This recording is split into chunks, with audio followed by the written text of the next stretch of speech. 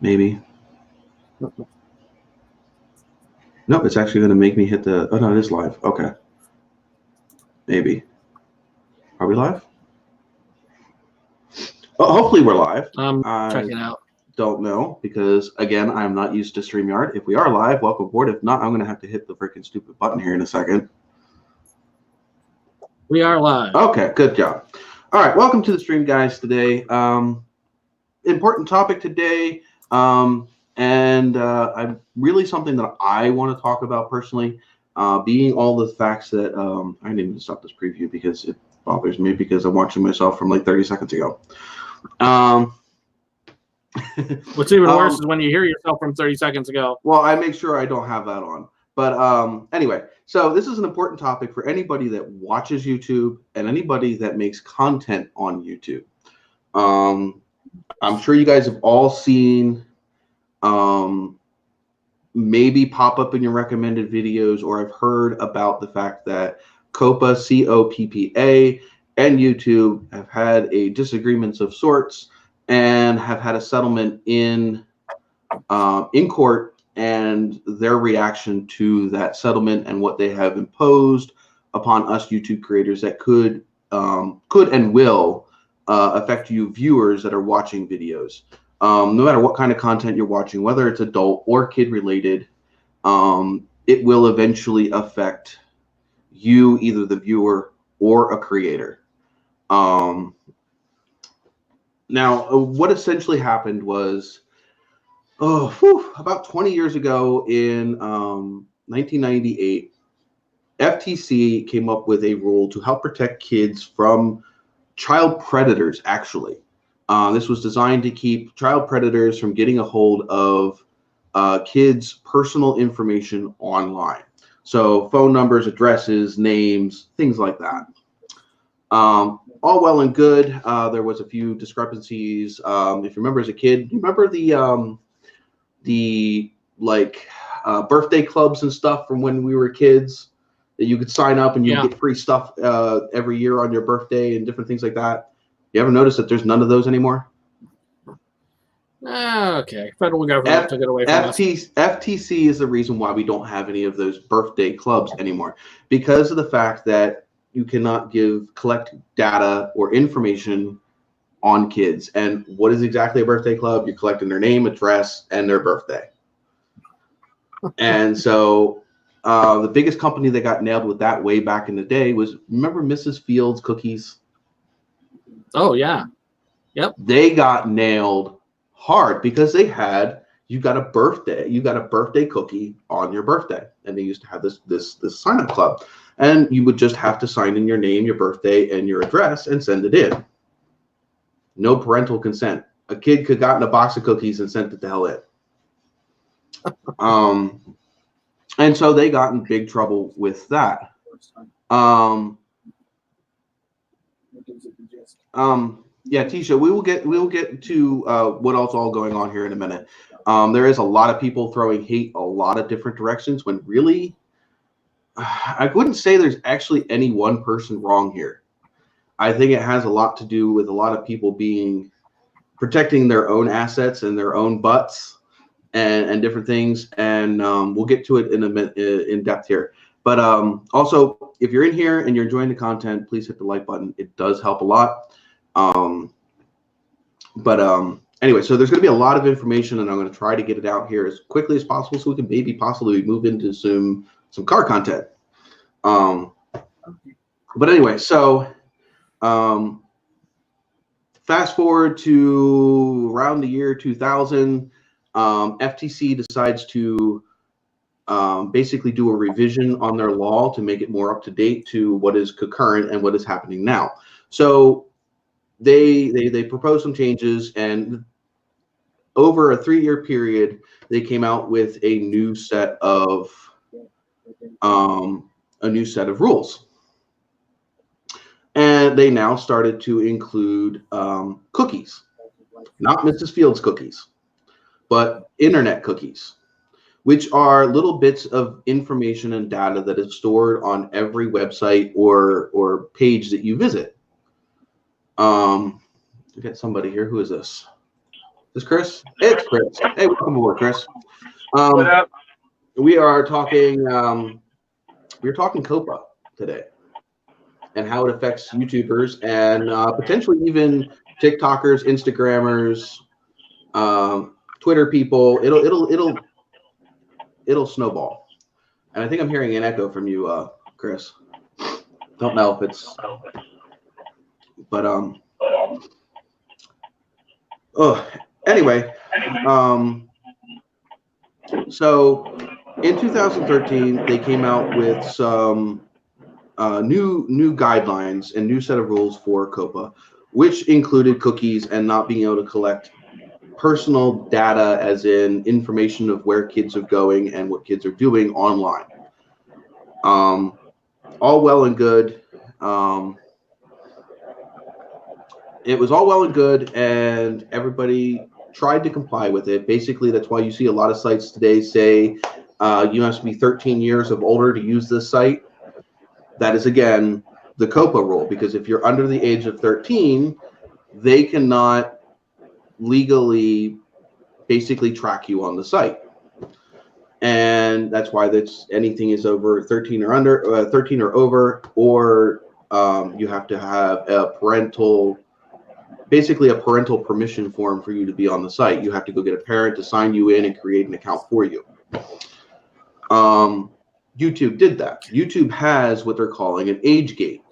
If you look at YouTube's privacy and their policies for when you sign up, you must be 13 years of older to use this site, which is all well and good, except for you can also view YouTube without using a profile. Now, if you don't have a profile, you can't comment, you can't subscribe. There's things you can't do. But so technically, YouTube complied with the coppa guidelines. Flash forward to 2016, 2017, you see a lot more kids content showing up on YouTube. They also started a actual kids YouTube, which if any of you have kids and have are parents and have had any dealings with this kids YouTube app, it sucks. My kid doesn't use it because honestly, he can't find the stuff that he wants to watch with the way that they have the app designed. He can't find his Markiplier. He can't find his Roblox, his Minecraft videos that he wants to watch. He's only allowed to see what is suggested or in a group genre. So he doesn't use it. And then the problem with a lot of kids apps, if it isn't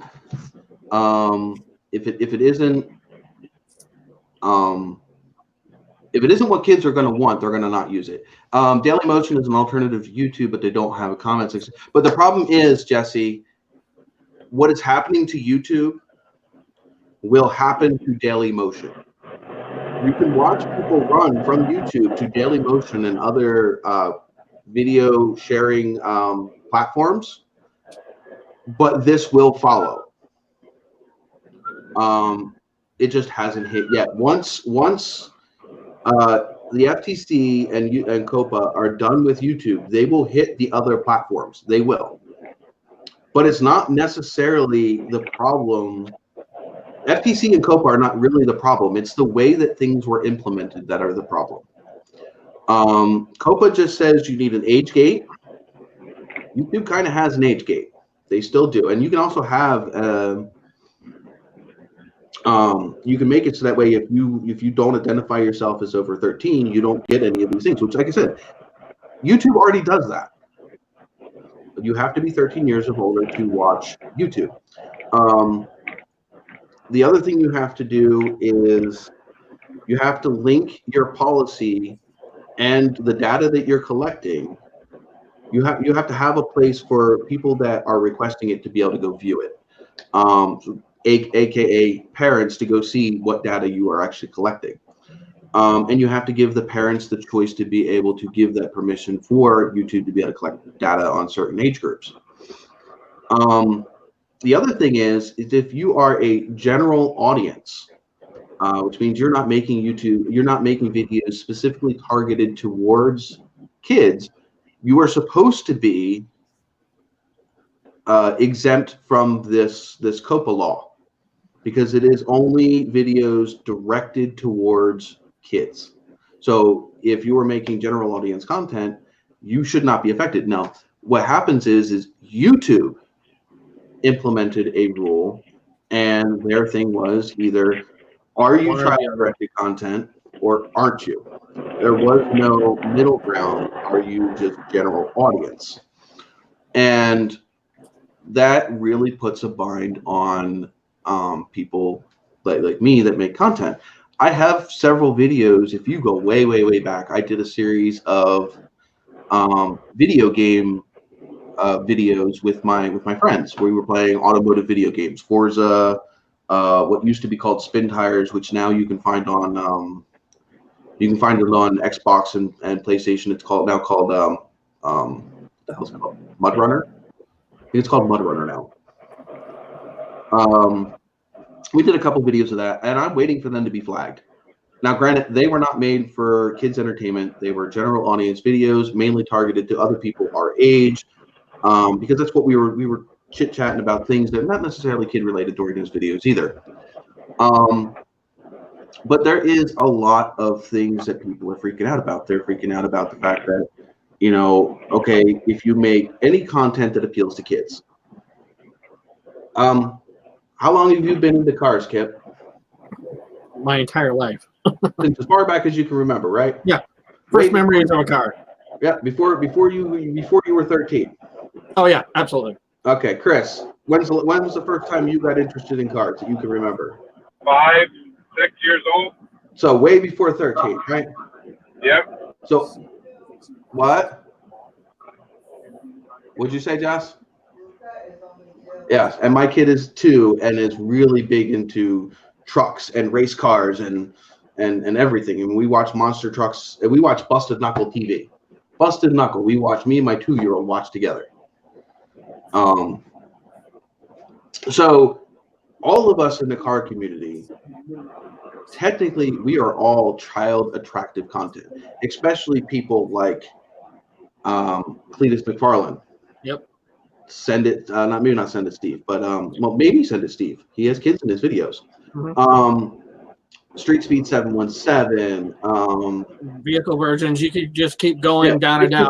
Doug DeMuro. But anybody that has exotic cars, anybody that does cool things like burnouts and things like that in their videos, anything that kids are like, wow, Busted Knuckle, because he's got loud, they got loud trucks and they do jumps and they roll over, and those are all things that my kid's really into. You got we watch another channel that is literally all it is Rex at Nürburgring. Yeah, I got into that too. Yeah, we watch that. Me and my 2-year-old literally sit down and we watch just cars wrecking into the walls at freaking Nürburgring, and he's all for it. He's like, yeah. He's broken, and things like that. So it's not just the Baby Shark channels. It's not just the Nickelodeon stuff, the whatever. But as of right now, with the rules that they are implying right now, and this is YouTube doing this. This is YouTube covering its butt, and I don't necessarily blame them for covering their butt, because $170 million is a big number. That is a big number, and they're like, well, if we pass off and tell the creators that they need to designate their content as what it is or what it isn't, well, if they fuck up and mislabel their content, that's not our fault. My thing is, though, you watch anything on regular 3, 6, 10, like any of the normal channels on TV, and it's much worse than. But the problem with your regular TV channels, they are not necessarily the issue is not what content is displayed. The issue is the collecting of data. if you are broadcasting TV to a satellite box, you are not necessarily collecting data on minors because you do not know whether or not a minor is technically watching the channel that is being displayed. Those are what are called contextual ads. And this is where the big problem is do you know what the difference is between a contextual ad and a targeted ad? Only because you explained it to me earlier. Anybody, you know the difference between a contextual ad and a targeted ad? This is exactly where the actual issue is. YouTube collects data on every single person that watches a video. But then that's YouTube collecting the data, not you, not Cletus, not Gavin from It's Just a Six. So why does it trickle downhill to the creator? Yes, I will try to explain that here in a minute. So anyway, so again, the issue is the targeted ad. So YouTube is collecting all of this data to be able to target an ad to the interest of the viewer, because that targeted ad is more likely to create traffic for the person that is buying the ad. Okay, so if you're Kellogg's and you want to place ads on a video, you're more likely to pay more money for somebody that's interested in Kellogg's than you are just for a broad audience, because you're more likely to get somebody to click on your ad for somebody that already likes Kellogg's. So they're willing to pay more for that ad. So YouTube collects this data so that way it can show this ad company, hey, these are people that are interested in your type of product. Are you willing to place your ad on that person's video? Okay, so they're collecting data on everybody's videos. So these child advocacy groups and a couple senators complained to the FTC that YouTube had a bunch of children under the age of 13 viewing content on YouTube. Okay, technically YouTube should have won that case because of the fact that YouTube has an age gate in place. You have to be 13 years or older to create an account on YouTube. You don't get ads on YouTube unless you create an account. Well, you don't get targeted ads on YouTube unless you create an account, because they do not collect data on, well, they can't collect personal data for people that are not signed in. So technically they were in compliance, but stupid YouTube, in trying to get ad companies to come to the platform, were bragging, you know, ad companies like Hasbro and different kid-related things, which parents watch those ads too because parents are the ones buying those products. So in trying to get these companies to come over and to add to the ad pool and the revenue available, they would send out memos and emails and different written literature to these big companies about how this platform is so great for kids and how so many kids are watching the platform. Well, FTC got a hold of these emails and different things, and they brought that evidence to court. So basically, they proved YouTube is displaying videos to people under the age of 13 and are bragging about it. So YouTube, though they didn't lose the court case, they settled outside of court. So there was, everybody says that there's a $170 million fine that YouTube had to pay. No, YouTube paid a settlement. They basically settled out of court and agreed to give FTC this amount of money and to adhere to these certain rules, so FTC leaves them alone. But some of those rules were implied that its creators had to designate their content, whether or not it was directed to kids, which also at that point takes the blame off of YouTube and puts it on the creators if they mislabel their content. But the problem is that the definition that they are going after and the options that they gave us are so vague and so broad that how are you supposed to know whether you as a creator are complying with these COPPA regulations? And so, that is where the problem lies. So if I just, the other day I set it to adult. So if kids watch my stuff and they find out that kids are watching my stuff, then I'm screwed? Not necessarily. It is whether or not they deem your content kid attractive. Jesus. Which means, and I don't have any of this stuff. I wanted to do all the, I wanted to have a whole list of different stuff available right in front of me, but my day was so busy today, I never got a chance to sit down and actually like make lists of all of this stuff and stuff, the points.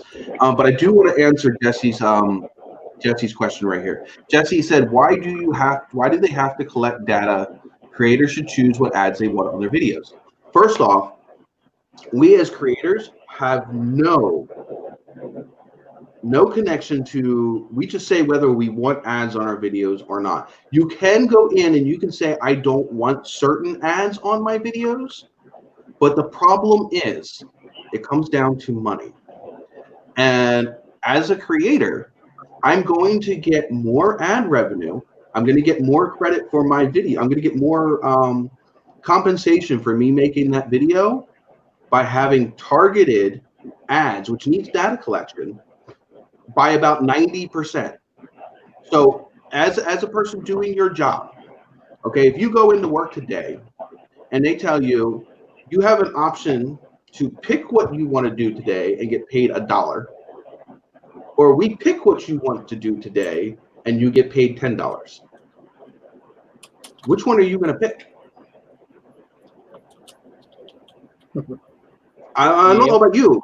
Tell me what I need to do today. I want the $10 an hour. And that's exactly how it is. It's, you literally get about 10% of the ad revenue you would have using contextual ads than you would if you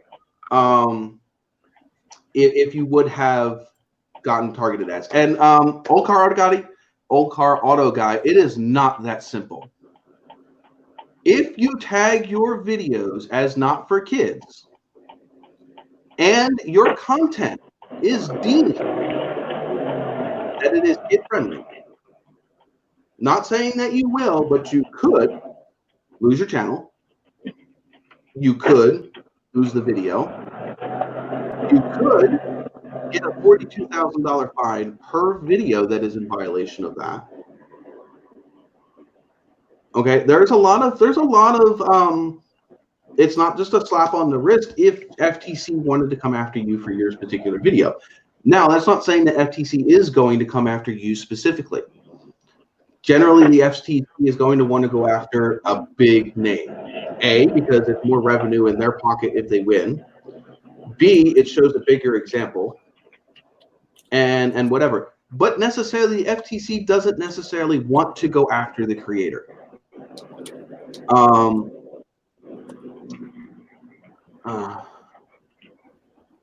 The problem is, yeah, you can still get nailed if you tag it not for kids. That is a very misconception. Just because you tag your content not for kids does not mean that you can't still get in trouble if somebody deems that it is for kids. And you have no control over whether YouTube algorithm or FTC considers your content kid-friendly. I do not disagree with you, Tasha. And the thing is not necessarily, this FTC is really pretty much headed by a bunch of people that do not understand internet. Yeah, so, but at least they're smart enough to say, to put in the clause for the general audience that YouTube decided not to. Well, and the thing is FTC decided not to bring it up either. It's in their paper, but it is not what they're saying to the public. For the people that actually take the time to read the FTC and the COPPA actual rules and regulations, the things that they're supposed to follow, if you actually were to sit down and you would see a lot more. There wouldn't be so much of this confusion. The confusion is in the wording what is kid attractive and what is directed towards kids. That is the biggest misconception. And the thing is okay, there is a lot of channels out there, not necessarily ours, that really, really tote that gray area. Okay, we were just, me and Kit, Kit was listening to it, but I was watching a video right before they started this live stream that was literally restoring Matchbox cars. Now, that channel is not directed at kids, but it could deem child attractive, just like my kid likes to watch these same videos with me. So obviously kids are interested in it. But if he marks his content as not for kids, technically it's not. It's a general audience video. But if he marks it as not for kids, and somebody decides that kids would be attracted to it, he could be liable for all of those fines and all of that other stuff. But if he plays safe and marks his content for kids, he loses the ability to have comments on his videos. He loses the ability to have his videos suggested in other videos. He loses the ability to have his content searchable or recommended on the recommended tab. He loses the ability to, if his whole channel gets marked for kids, he loses the ability to have subscriptions. He loses the ability to have the community tab. And he loses the ability to have targeted ads. Again, that's a 90% pay cut. On top of the fact that all the views he would lose by dropping off of the recommended list and the end screens. Oh yeah, you also lose end screens. And those little info cards that you can put up in the top corner of your videos, you lose those too. So there is not very much incentive to label your videos as for kids, but there's also a pretty hefty weight on your shoulders by labeling it not for kids. So you're damned if you do and you're damned if you don't, especially if you're in that gray area that could be considered kid-friendly content. Pretty much every one of us. Right, exactly. Every single one of us making car content could be considered child-attractive content. Anybody that does arts and crafts, video games, does animation, anything that's sciencey related, like slime or like the King of Random. There's all kinds of big, there's a lot of channels that aren't necessarily made for kids that kids appeal to, and all of them could be endangered. And so you have this whole freaking scenario where a couple months ago, we were all told to make more family-friendly content, otherwise we get demonetized, which isn't technically demonetization. When you get the little yellow sticker, you aren't demonetized. You're just the companies that are willing to put ads in your video is a lot smaller group. And just like anything, targeted ads are a auction style ad. So what that means is you have this pool of people that want to put ads in videos, and they all bid against each other, and the highest bidder gets your video, which is where you get your CPM from. So obviously, the higher value you are as a video content creator, and the more likely somebody is to watch your video, the more an ad company is willing to pay per video per view. So see you later, Steve. So anyway, so I lost my train of thought. Thanks, E. Anyway, so where the hell was I? Good question. This is a good thing about ADD. Anyway, so goddamn, really, just totally derailed my train of thought there. Rip.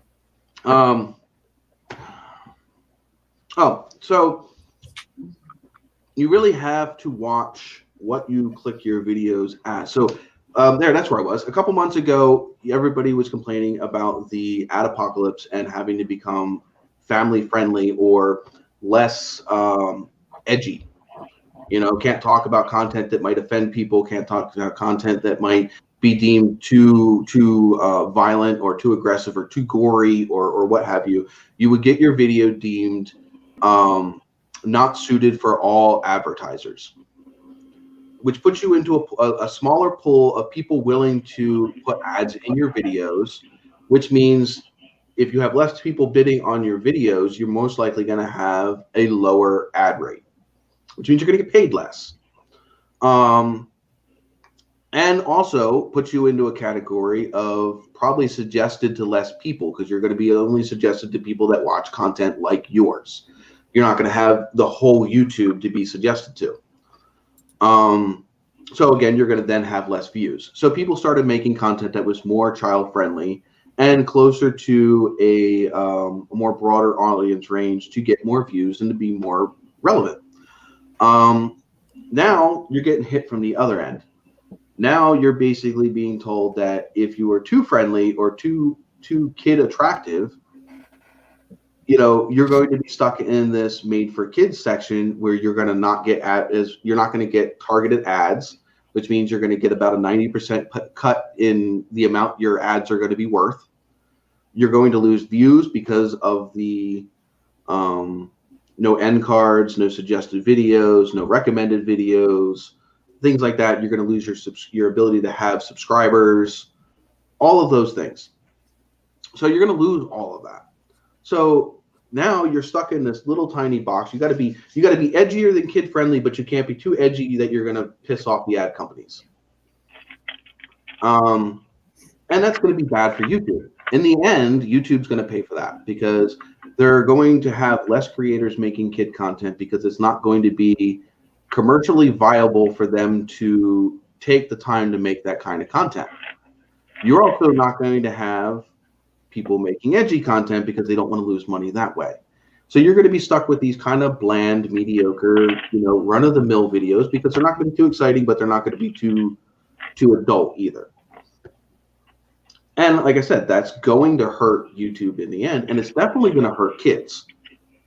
Because I want to make sure that my kid has something to watch on YouTube instead of him being able to watch things that are not suitable for him. I mean, do I want my kid watching adult content? No. I don't think so. I want him to watch this kid-friendly content. But I also want those creators that are making that kid-friendly content to be able to make money so that they can make that content. I mean, I don't know about you guys. Well, you guys, the three of you. I mean, Kip, you make videos, but I don't think your overhead is too high. Oh God, no! I have no overhead. Right. Whereas me, my overhead is kind of high. I mean, I don't know if you've seen some of them. That truck transmission alone has cost me a pretty penny. Oh yeah. The truck transmission, you got all the stuff that I've done with the Trans Am, and all that stuff costs me money. To be able to film that, I have to buy the parts. I have to, it takes stuff, and that stuff isn't free. Of course not. Right. Jason, you said don't dwell on a negative. Focus on your content, on what you do. It's a bump in the road that everyone will get over with. Yes, for most of us, it will be a bump in the road. But the problem is, it's not what we're doing. I'm not worried about what I'm doing because I'm most likely the only thing that I'll get hit is those couple of videos way back when.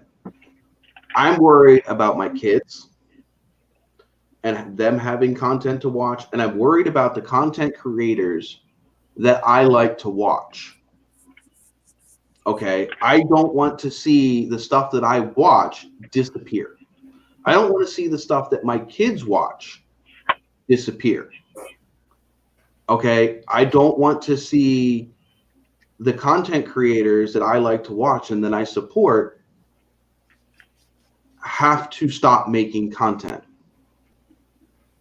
But I also don't want to see them do something stupid and delete their channel and leave and, basically say F YouTube and F the FTC, because technically it's neither of their fault. They're both reacting to a situation. FTC is reacting to all of the angry parents that they're that people were collecting data on kids, and YouTube is reacting to the FTC reacting to them, and it's like, well, we don't need another $170,000 million fine. And the problem is a lot of them are making what I call reaction judgments. What is it? FTC rules seen just got YouTube. Anything that the FTC gets away with YouTube, they will carry on to other platforms. That's the way life works. It becomes a snowball effect. You know, they may target one, but when they realize that they can do this to one, they will jump to the next one, and they will, you know, and that's just the way things work. And these people the FTC aren't really looking out for us creators. They're not looking out for whatever. They're looking at their cause and doing what they feel is right for their cause, which is protecting children. They just don't know what the fuck they're meddling with, because half of them don't even. I heard one person say the other day, the person he was talking to in the FTC didn't even have a cell phone. It's 2019. He didn't have a cell phone. So how the fuck would he know what goes on the internet? He clearly doesn't. No. So they have that disconnect. Okay, so they think that they're doing right. They think that they're helping, but they're not. They're not seeing the consequences of how they're helping is going to affect people down in the long run. And this is part of where we as creators and viewers, instead of sitting here and blaming this one or blaming that one or freaking out, need to sit down and think, okay, there are several things that we can do. We can write to the FTC and explain why this would be harmful to our kids or to the people that we watch as creators, how it affects you personally, and maybe a suggestion of what you think they could do to still protect the kids. Because obviously, being a parent, yeah, I still want my kid protected. I still want the right to be able to give permission to have my kids' data collected if I want to. And I don't want to see any kids getting hurt in the process or being taken advantage of, because targeted ads towards kids can very well hurt a kid. I mean, you think about it, how gullible is a 6-year-old when a freaking Teletubby, well, maybe not Teletubby, but, you know, when an ad comes on TV that they like and they're all like, mommy, daddy, I want this. Because kids are very gullible. Let me see if I keep following the comments here.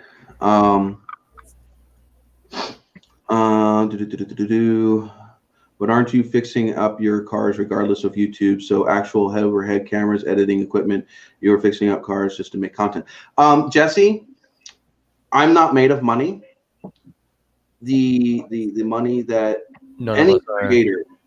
any creator uses helps offset the costs of doing what they do.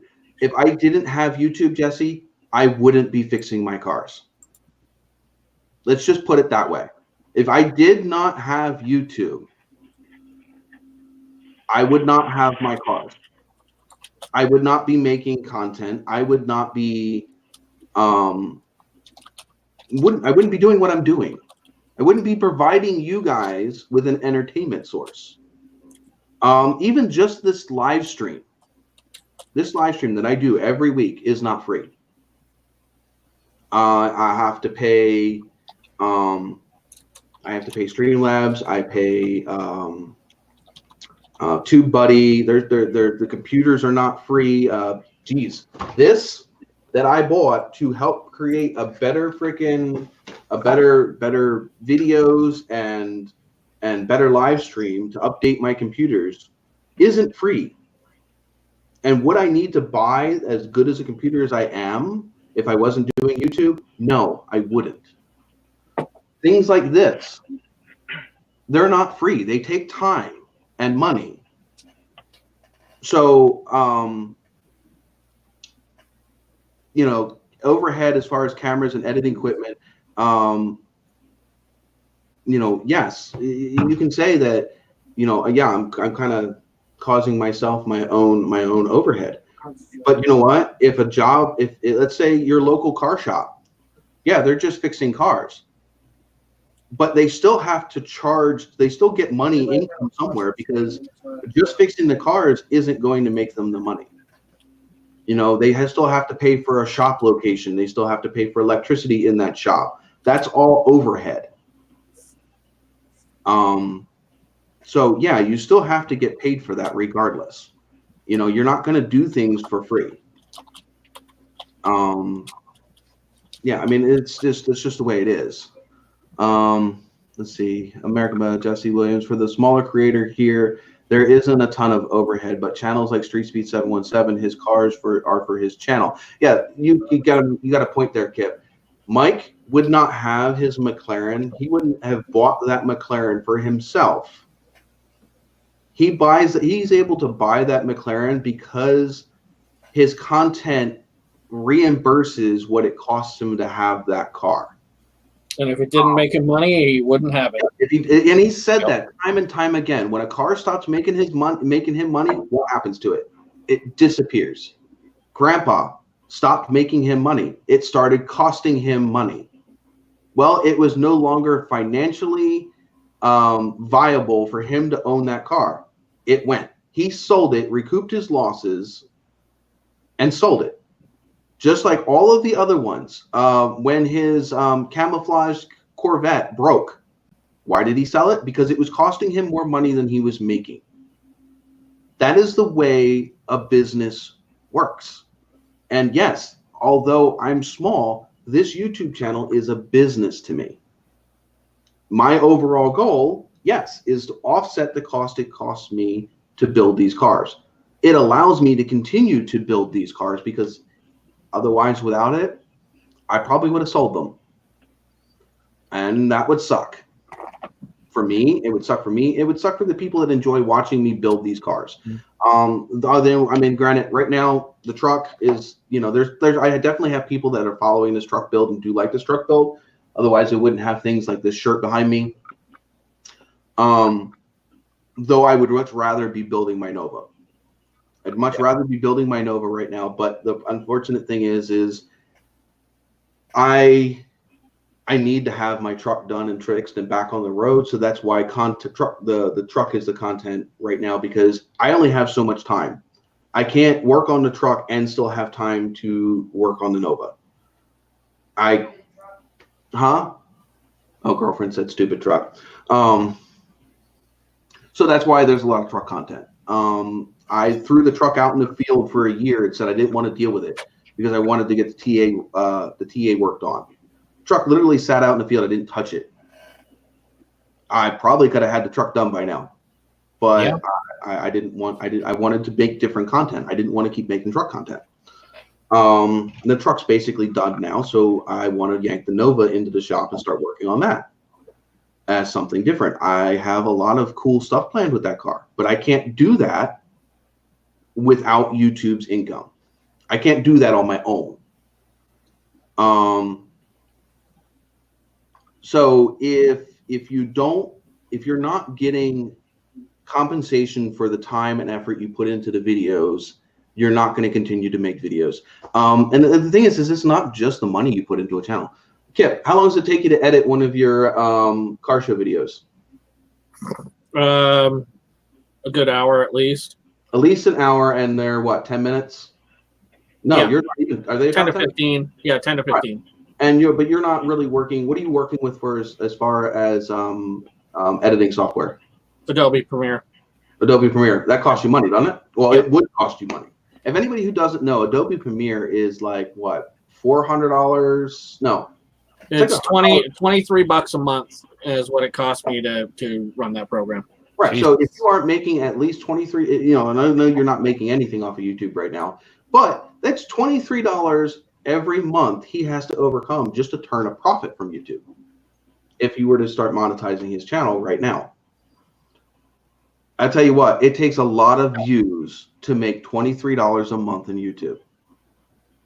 I have well over, not to give away anything as far as monetary value on my channel, but just views this month, the last 28 days, I have 25,000, almost 29,000, no, 26,000 views in the last month.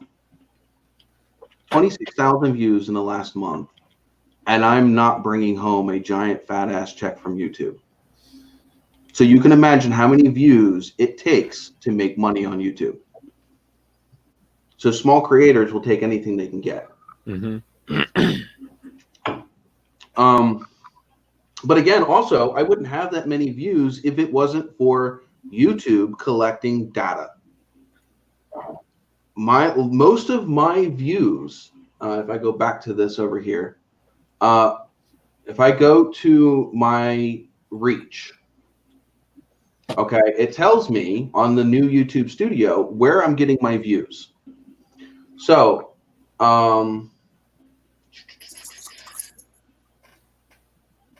45% of my views come from YouTube recommending my content. So that's almost 50% of that 26,000 views comes from YouTube recommending my content. So if you deem your videos as for kids, you no longer get those YouTube recommended views. Means my channel will lose half of its views in a month. Hey Chris, are you popped up here and I don't see you? I can't see. No, you're not. You're not in there yet. Okay. So I mean, there's a lot of complexities with what's going on. It's not just YouTube's fault. It's not just the FTC and COPPA's fault. It's not just creators or viewers' fault. There's a lot of things. There's actually 4 elements just between YouTube and FTC that have to be considered. There's the original complaint. There's the settlement. There is the things that YouTube implemented, and there was another one. I forget what it was. But there's 4 different factors of what's going on. Oh, the other one was FTC revising doing their 10-year revision. Every 10 years, FTC revises the COPPA law. And in fact, they started doing that early because of all of the complaints from the child advocacy groups, which is where all of this started, was the child advocacy groups. And again, it's not their fault either. You know, they think they're looking out for the kids and doing best interest of the kids. It is, again, it's partly YouTube's fault for for toting the fact that they are attracting kids to YouTube. And knowing that kids are not just using the YouTube app. But on the other hand, every single person that allows their kid to use their adult YouTube app, well, I'm sorry, from my point of view, if you are a parent allowing your kid to use your YouTube account, you are giving consent. Absolutely. You know, if I give my tablet, if I give my phone, or if I let my kid on my Xbox on YouTube, I'm giving him consent to use that service. Now, hopefully I'm watching what he's watching on that, because technically I can go back through the history and see what he was watching. But I'm giving consent. Why COPPA isn't seeing that, the FTC isn't seeing that, I don't know. But partly it is because of the fact that YouTube settled outside of court. YouTube probably could have fought that. Mm-hmm. If they didn't shoot themselves in the foot with all the emails to the the child-directed ad company saying, hey, check us out. We have a lot of kids that use this site. You know, so, I mean, like I said, there's a lot of complexities everywhere. I mean, in the end, everybody wants to see these kids not being taken advantage of. But I also don't want to see creators being thrown under the bus in the process. Because in the end, it's only going to hurt my kids anyway. You know, yeah, they won't be getting data collected off of them, but yeah, they won't have any content to watch either. And neither will I. You know, some of my favorite shows could be considered child attractive. And not just I think the ones that really have to worry are like the video game Yeah, they're the ones. I mean, if you watch any of their channels, they're panicking. And like the toy reviews, any kind of toy review, like you're not just them. Think about it. Anybody ever? There's what is it? Clayton somebody. He makes videos on Jurassic Park content. I watch him a lot. I'm a big Jurassic Park nut, big dino fan. His channel got nailed. They did. YouTube rolled out their algorithm search for kids content. A lot of his videos got flagged. If you watch his videos, they're not.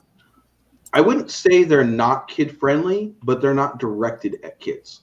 They're directed at adults. He uses big words. He's discussing big topics, but they have dinosaurs in them.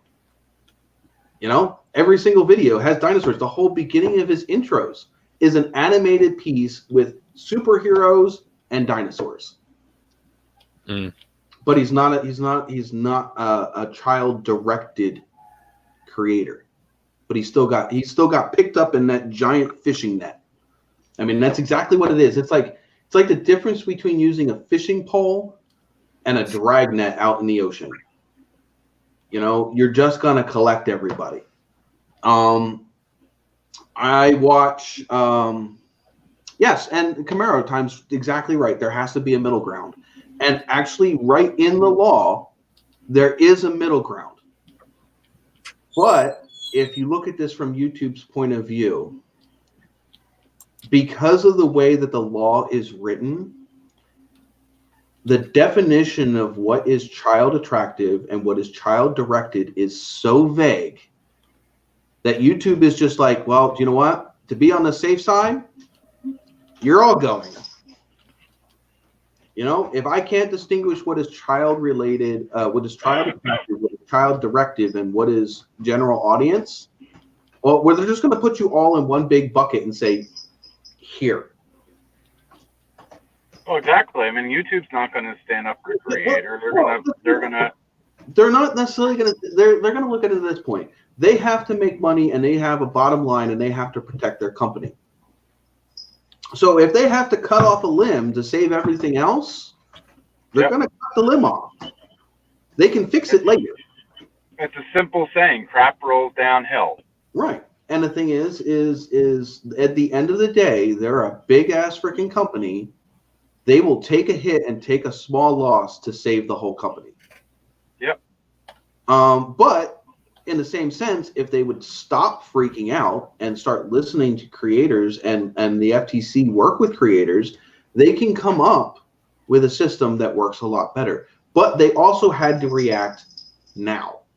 Yeah, so they went. They had to react now.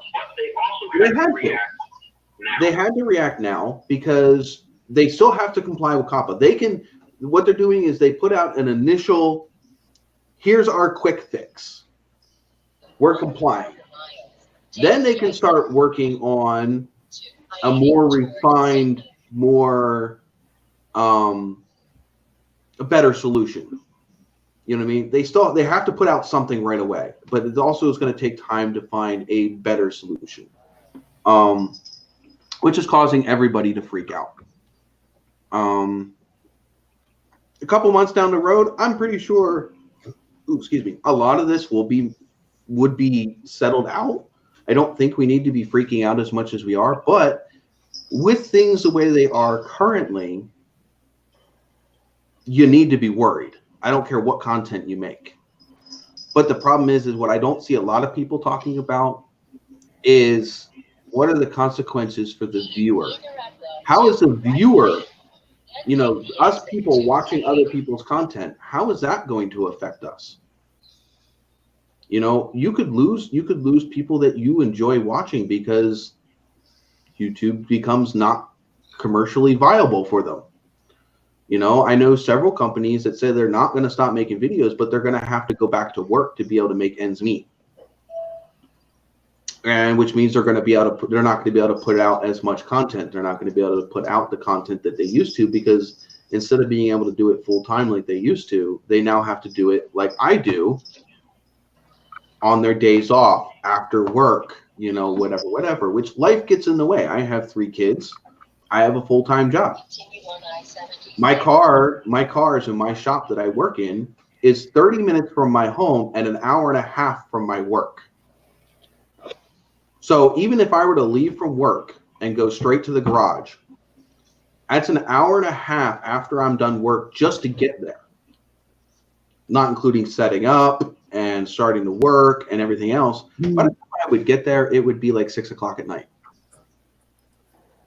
And then I'd still have to travel a half hour to 40 minutes home after I was done. You know what I mean? So like that was like my days off to be able to go out and go work on, make videos.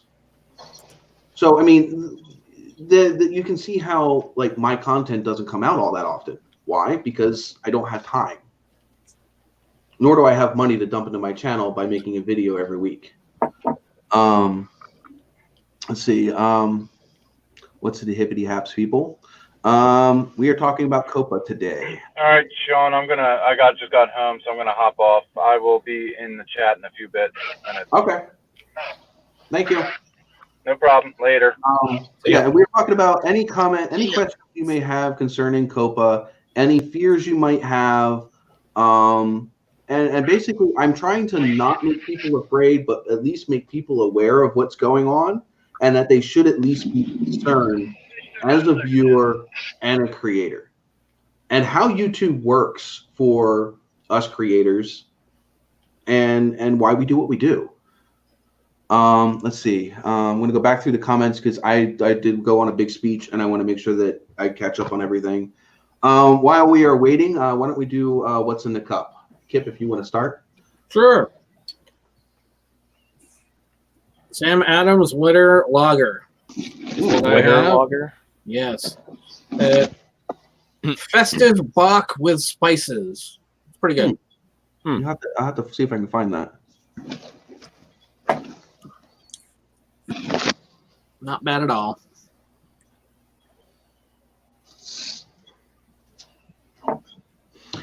Big E says you can also claim his cars as business expenses. Yes, he can, but you don't get all of that in return. Well, yeah.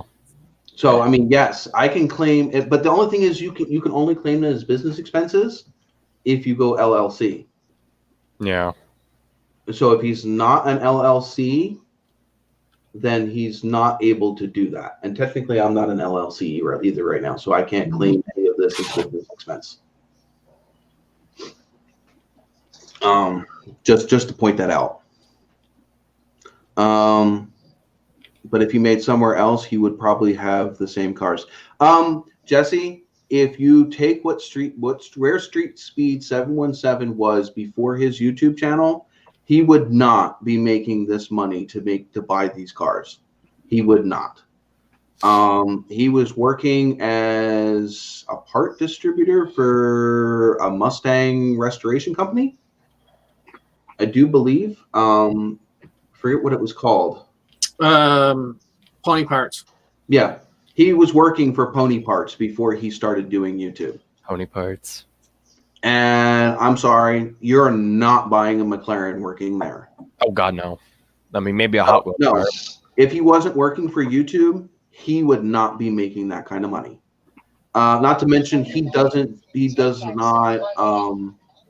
I know for a fact he does not rely solely on YouTube income. That deal he has with InShane Designs, that makes him money. Every time he does one of these giveaways, that makes him money. Not just in content, but in shares of the merchandise they sell together.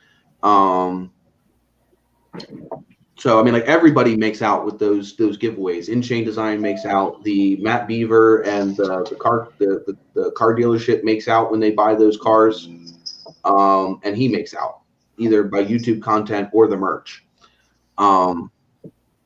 But he also is an avid financial trade, and he's an investor. So he also invests his YouTube money back into the stock market to help make money that way as well. So, I mean, yes, some of the bigger guys, they learned that you can't just solely base your income off of YouTube. But it takes a lot of presence to be able to swap that YouTube viewership into money in other places. It's like me. I have my merch line. Does it make me a crap ton of money? No, like fucking nothing. Why? Because I don't have the viewers. I don't have that broad audience enough to where I have a bunch of people willing to buy my merch. But it's there in case people do. I've had several sales. Nothing record breaking. That coffee mug that I posted a couple days ago, I didn't buy it. I don't have it. I don't own it. The person who bought it shared it with me, so I was able to share it with you guys. It's got like the giveaway shirts, which I still have yet to mail out. I had a busy week and haven't gotten to it. Technically I bought them, but most of the stuff that's bought off my merch, I bought myself to wear on my channel. Not a whole lot of people have bought my merch. I've actually had more people buy the 4th generation Nova stuff from my Facebook page than I've had YouTube merch sold, which is kind of funny. Yeah. But yeah, I mean, big YouTubers find other ways to make money, but they still need that platform to be the voice. Whether it's Instagram or YouTube or Twitter, every creator, not necessarily a YouTube creator, but every creator has a place to build their voice. And once they got that presence and that voice, well, then they can start marketing themselves in other areas in other ways.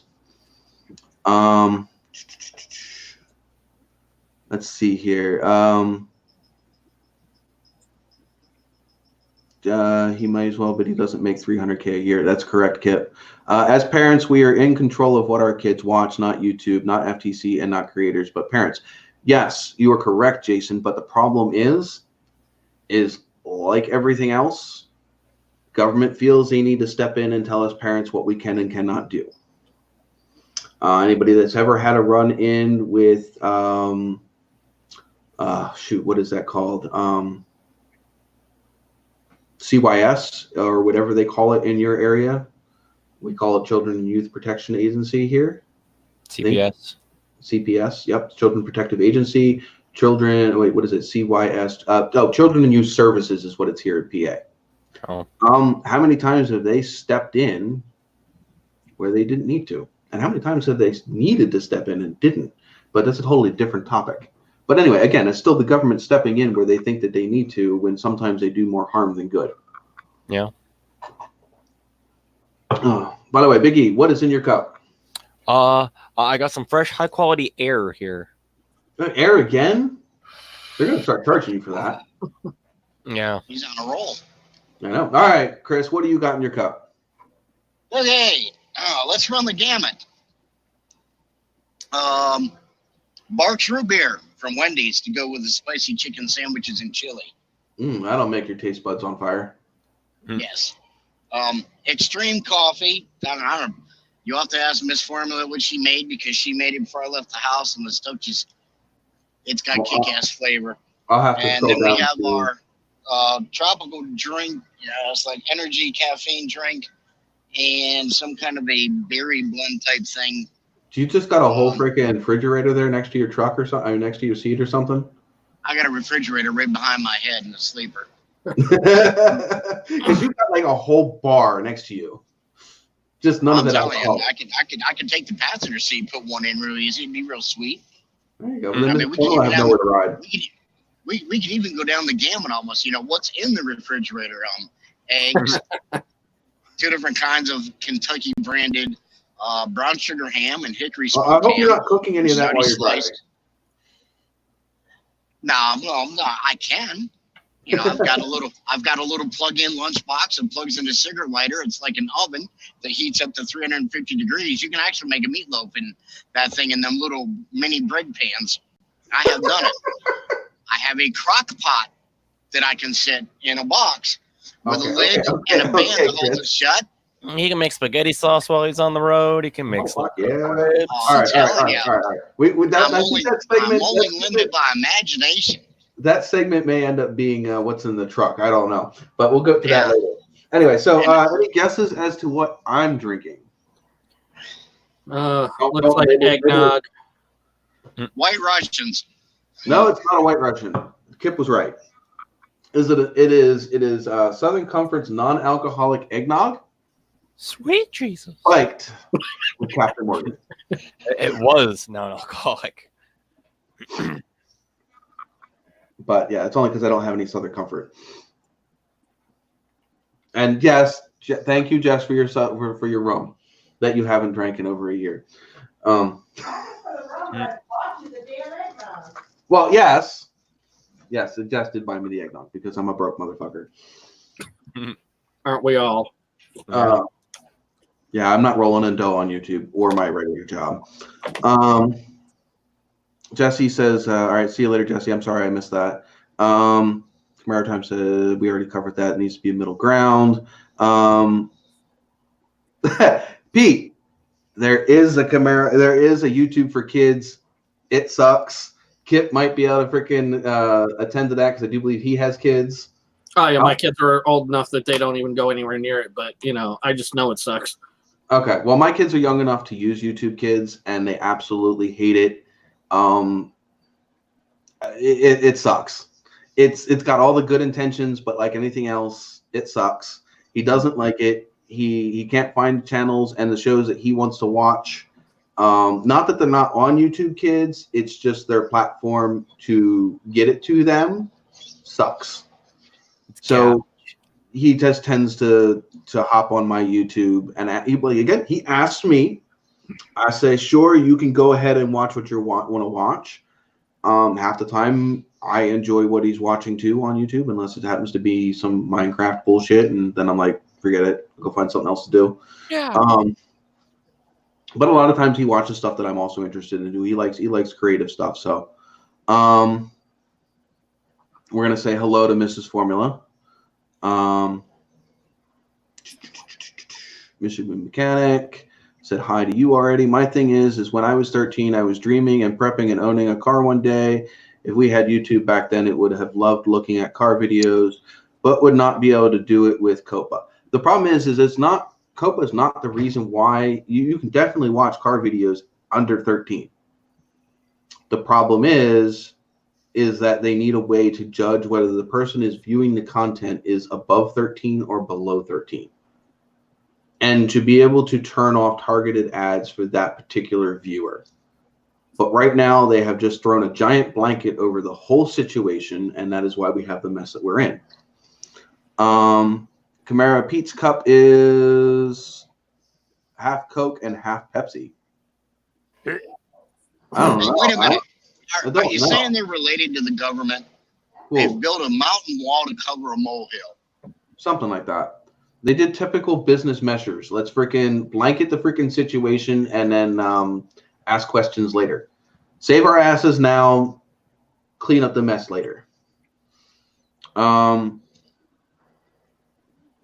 Street Speed 717 was not. I think he might have been for a little bit, but I don't think so. I know his friend is an investment advisor. I'm pretty sure he did it for a short period of time. I think in one of his but I think videos he said that. How he met his friend Turner. Yeah, but I don't think he did that very long. Yeah, I don't think he did either, but I think he did. I think that was like right before his YouTube channel took off. Yeah. And Mrs. Formula is still stuck with water, poor girl. Takes money to make money, correct. I am stuck in that boat right now. I cannot make some of the content that I want to make because I don't have the money coming in to support it. But you can't make the money that you need to support it without making the videos. Well, no, I can't make the money I need to support it without the backing of you guys watching the videos. And the thing is that I can make videos that don't cost me a whole lot to make. I don't necessarily enjoy making those videos. Like I could sat here and recorded a video today about all of this coppa stuff and put it up instead of doing a live. But taken hours of editing, not to mention all of the research and everything that would taken involved. Not that I haven't done research, because if you guys, I probably should have been I didn't want to post this on my NOVAtazz page, but if any of you guys are friends with me on my regular Facebook page, you would have seen I've been posting stuff, videos that I found to be not scare tactic videos, but not ignorant, uninformed videos, but very well informative, very all-inclusive, not necessarily, you know, boo YouTube, boo FTC, or oh my God, I'm afraid videos, but they're more of fact videos. This is what's going on. This is what could happen, and this is what we're doing about it kind of videos. I have a bunch of them posted on my thing. If you guys want me to, I can post them to my NOVAtazz Facebook. But I didn't want to clog up my car Facebook, my car page with all of the coppa stuff. Camaro Time, you're gonna have to tell me what DSS stands for. Like CYS and CPS, I understand. I don't understand DSS. Department of Social Services. Maybe, but that's a broader term for that's like my CYSs. That's their boss, because technically that's the same department I work for, but we call that DPW, the Public Welfare Services, which is what I work for, in the mental health field. But normally there's an agency underneath them that specifically deals with children. Or in the broader sense of the general public, we just call every one of those BAF. BAFF. BOAF. Then if I was 13, I would not be able to. I would have to be above 13. I was watching worse at 13, turned out just fine. Again, it is not the content that they are watching. It is not the content they are watching. It is the fact of the collecting the data on the kids watching that content. Nobody is saying that the content kids are watching, they're not looking at the content kids are watching, just the fact that they're more worried about the content. I'm trying to think. It's not the content kids are watching. It's the fact that kids are watching content and having their data collected. So it's more about the data being collected than it is about the content itself. It's just because of the fact these creators are creating content that kids are watching, that they are being wrapped up in being non-coppa compliant. But if you read the language in the actual coppa's actual language, it says operators. I hate to say this, although this is my channel, I may operate my personal little web page here for my channel. I do not operate YouTube. Nor am I necessarily the one that gets to decide what ads are targeted on my channel and whether or not YouTube is collecting data on the people watching, what age group YouTube is collecting data from my channel. I don't really have anybody under the age of 19 watching my channel. Of course, according to YouTube's own data collection that I can see. The analytic. I have a couple people between 16 and something. I think that's the one group. Audience. Okay.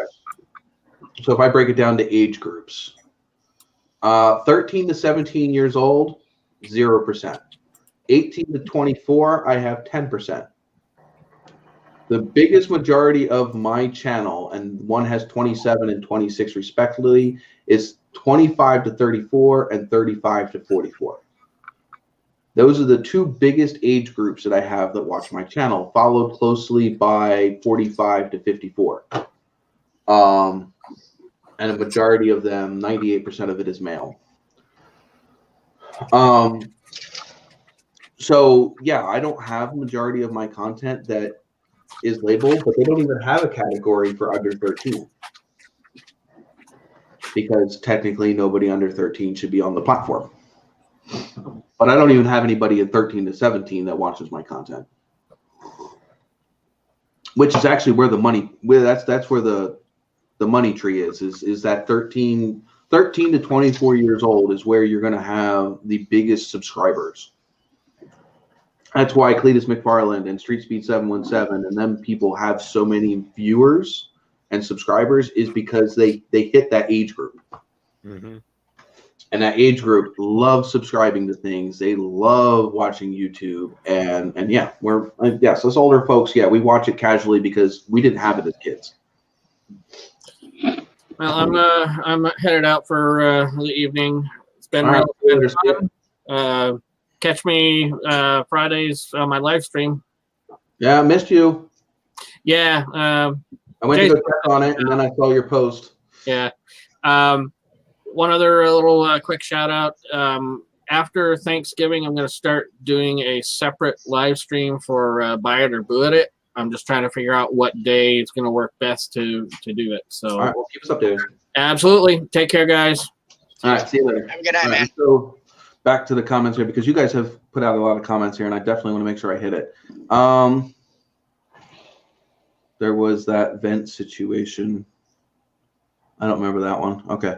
I did that also. People that were putting the stuff out there, and now there are problems, totally different breed of people out there. And yeah, there's also, I know that, don't take this personally here, Pete, but you are definitely, definitely not from the younger crowd. So yeah, there's a completely different, you guys grew up in a completely different time period.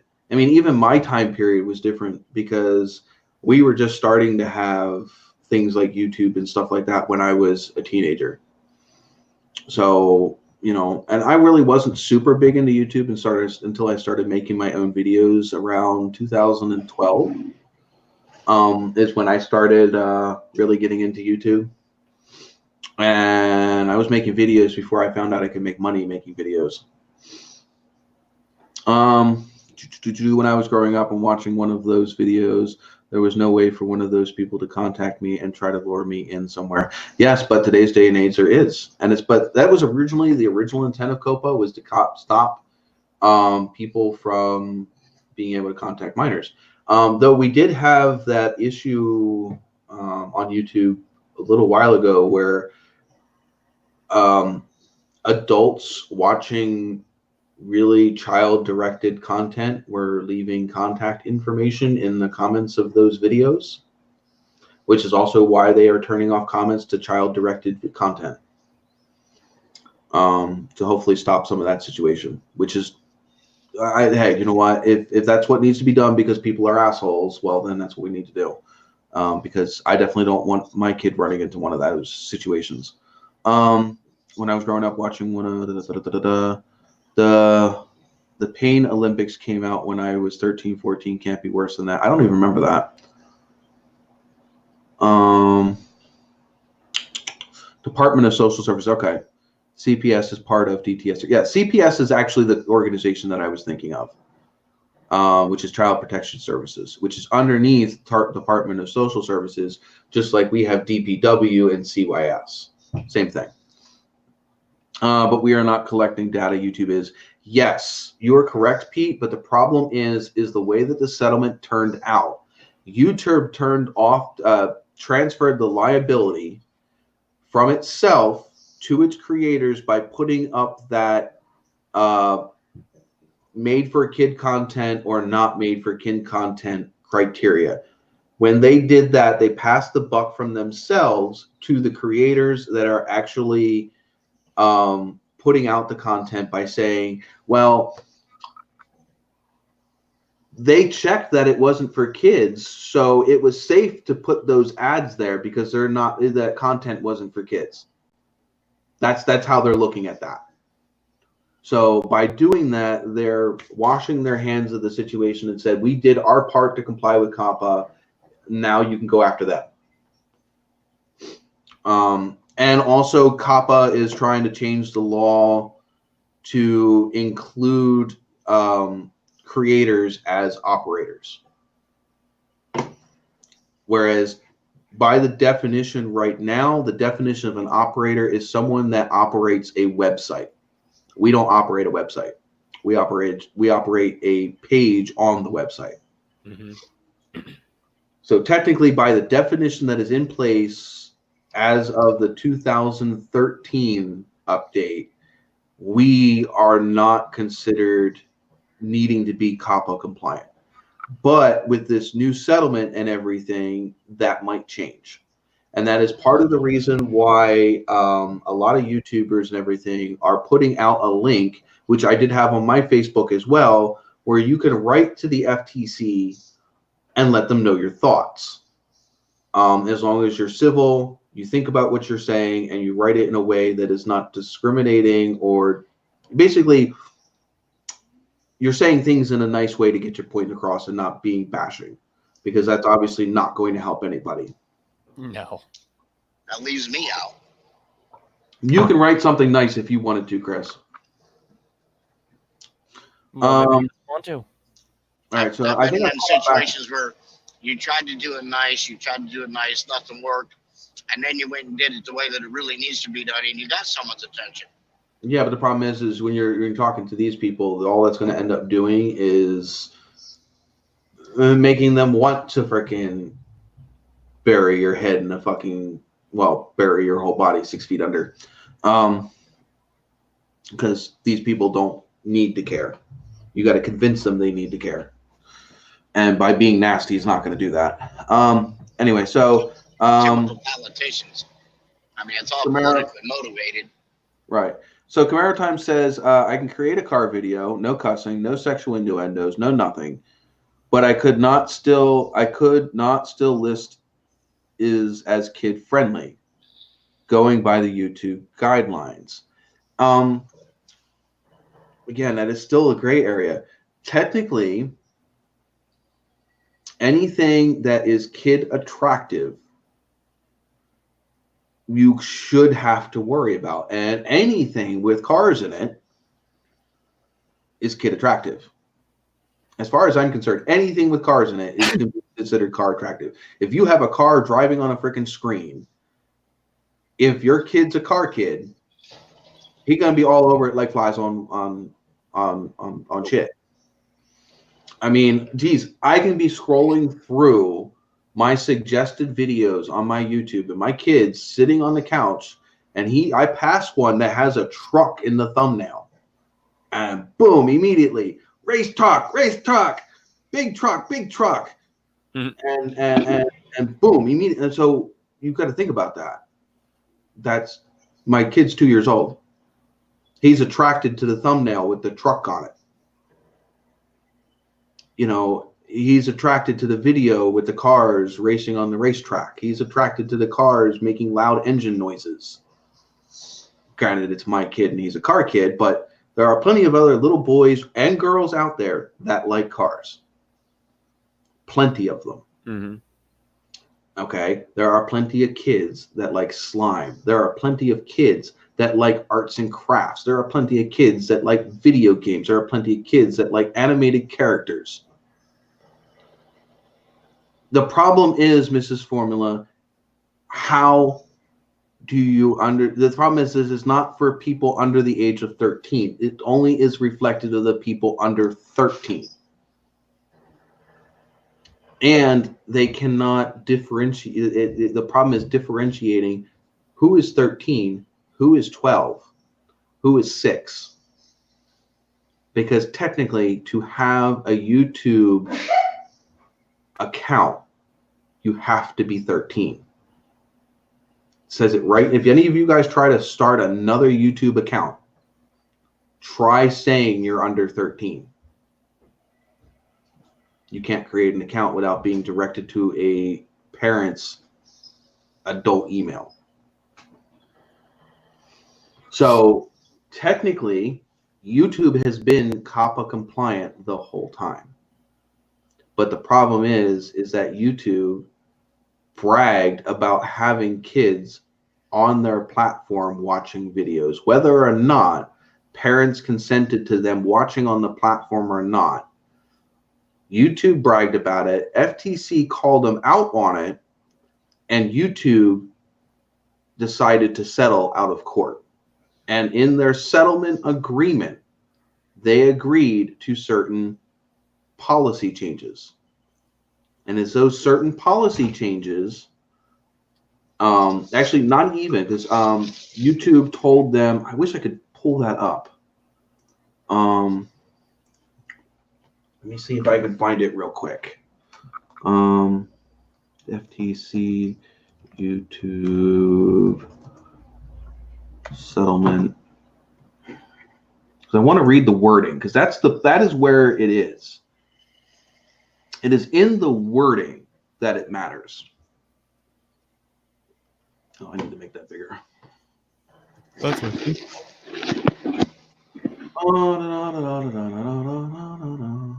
Not archive video. I want the actual settlement. Here we go. There it is. Okay, so I actually have the actual settlement here. And now, do you know what? I'm going to put this, Biggie, you know what's coming already. Oh, Jeebus H. All right. Only because you're the only one that's at a computer. Wait, that's not right. Never mind, not that one. That is definitely not right.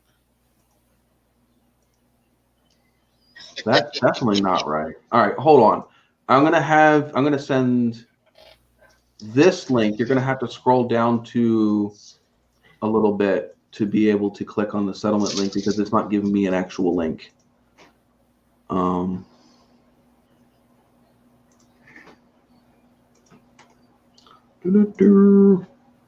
That one, the right one.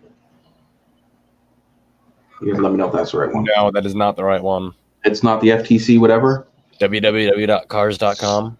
What the freak? No, I didn't want that one. Okay.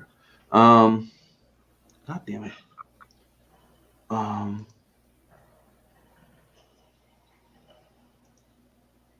There we go. Copy. Thank you. There we go. Boom. That one's definitely the right one. There you go. Proud of you. Wait, maybe don't hold on. Let me see if I got it this time. Try this one. This one should take you directly to the page that I want to look at.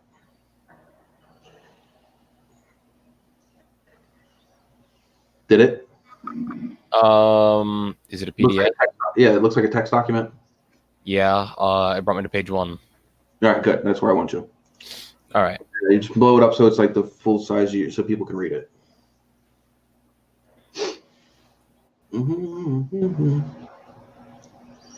Yeah, Logan Paul is probably one of the bigger offenders of not made for kids, but definitely directed at kids, because like all of their ads are directed at kids buying his merch. And he even says that his target audience is like 9 years old. All right, can you make that bigger? Control plus. Yep, there you go. All right, so in fact, I need to do that myself. Okay, so this is the actual court document. And if we scroll down to definitions, no.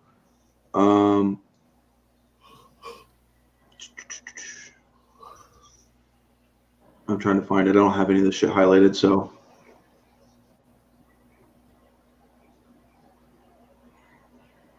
These are also definitions. All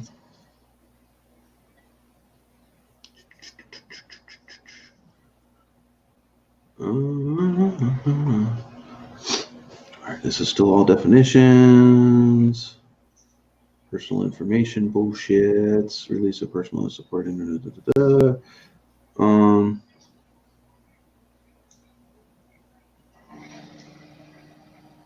God damn. All right, here we go. Section 1.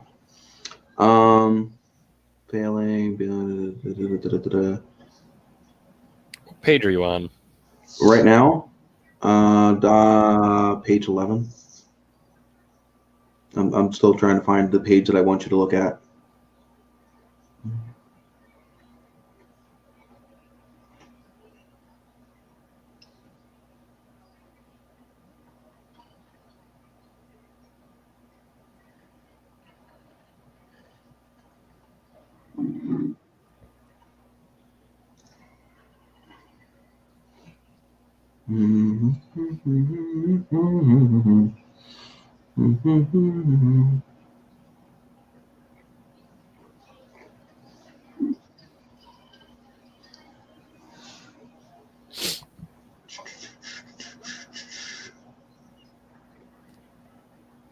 This freaking shit. I hate court documents.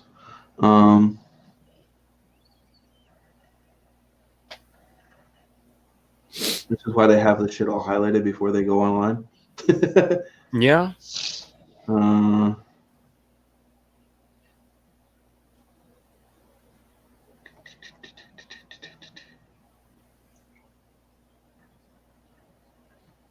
This is all just BS here. Compliance monitoring. Retention of jurisdiction. Maybe I missed it. Maybe you did. Signatures Appendix A.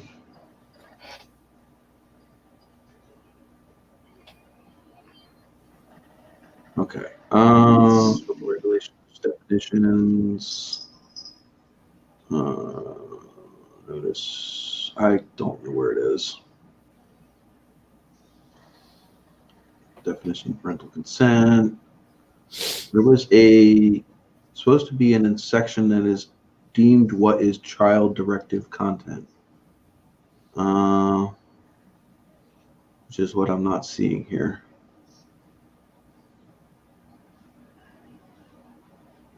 I don't have time to read this whole damn thing. I will leave this link for this proposal in the comments. You guys can check it out along with the other one. Oh, and the thing is it's a matter of reading the whole thing, which is annoying, but all right, so there's the PDF that you guys are looking at on the screen right now.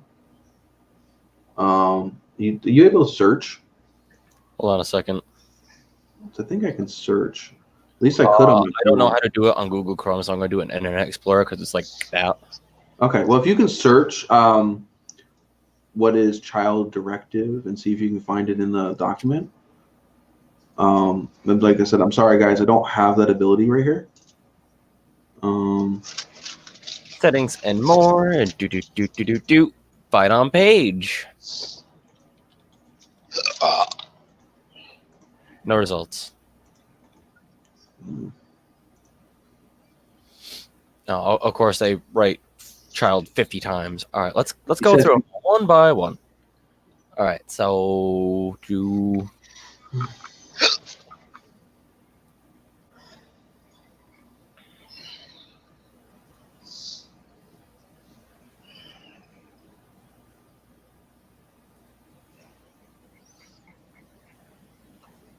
Let's see, what do we got? Information concerning the children, parents, and other.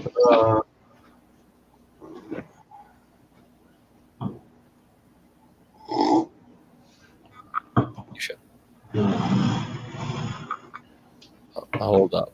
What was that up there? I saw something about celebrities because that was part of it.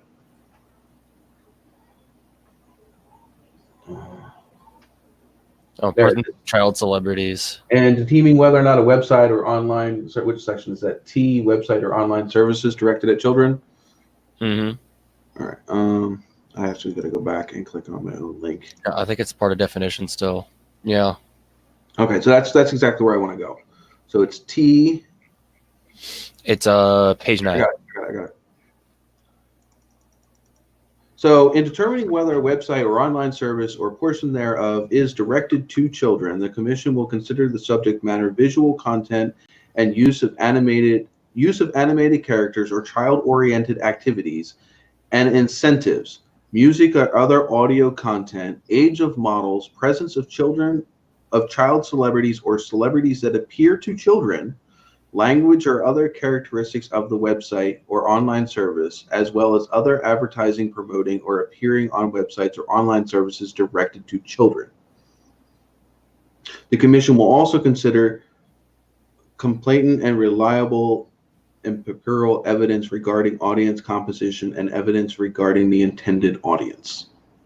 So as of reading that, can you clearly determine what is child-directed content and what isn't? No. No, not at all. It's so freaking vague. You could throw a ball blindfolded in any freaking direction and still hit it. Yeah. Pretty much what they're saying is it's up to them, really. Yeah, they left it so vague. The subject matter. Yep, they left it so vague that they left the giant ass loophole, the biggest loophole they can find, to be able to make to pull shit out of their ass to make a case against somebody. No, but they did give you everything that they're gonna, take into account: subject matter, visual content, animated characters, language. What did they leave out? What did they leave out? Absolutely nothing. Actually, well, yeah, pretty much. Basically, they covered everything with a big blanket. Yeah.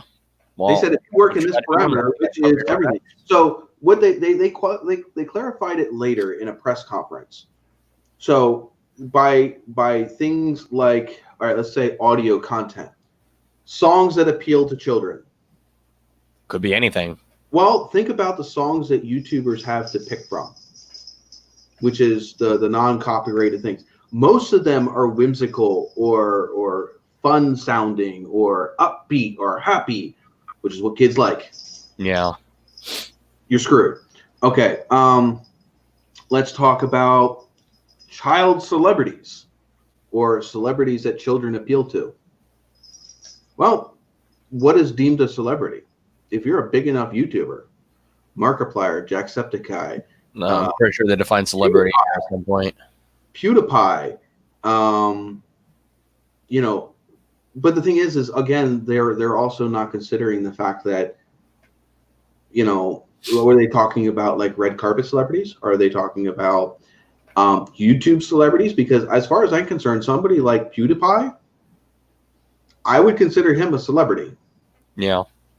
Anybody that's a big enough influencer that reaches a big enough crowd of people could be considered a celebrity. Well, you get big enough on YouTube, you're considered a celebrity, and kids like you, well, you're fucked. Yeah. But I mean, it is all of that is worrying. Probably lost everybody in this, didn't I? No, down to 5. And that's the scary part.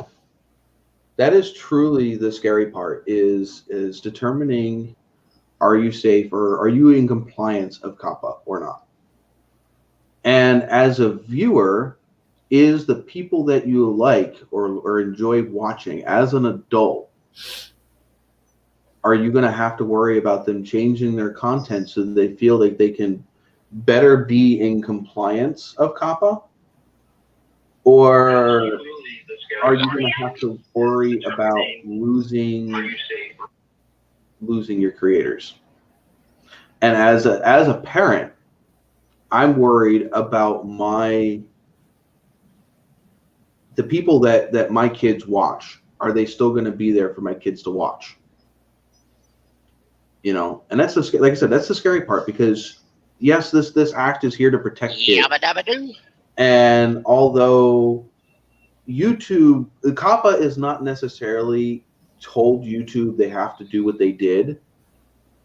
They actually, if you watch some of the videos that I posted on my Facebook, because most of the people that are at least here that I know of right now are on my Facebook, but and if you aren't there, if you leave a message in this chat afterwards, I'll see that I get you the videos that I'm referring to, or I'll put them down in the link in the description. But anyway,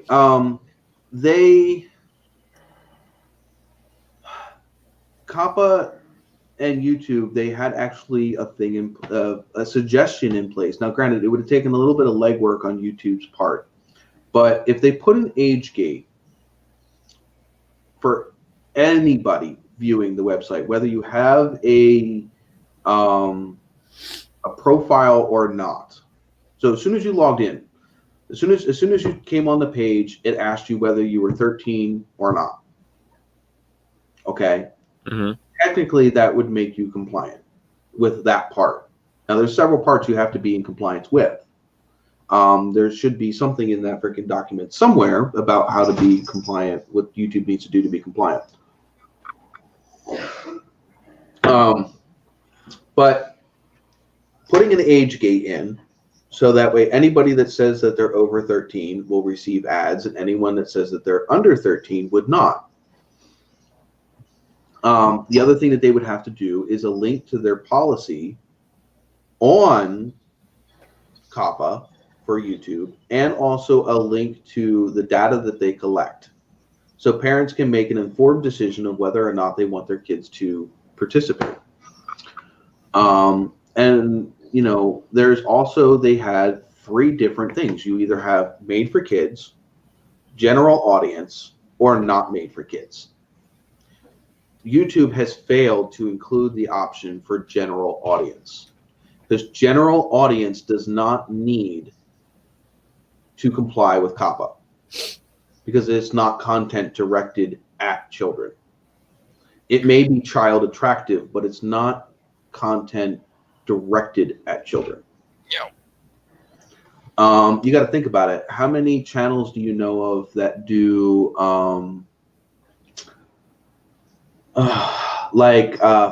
family vlogs?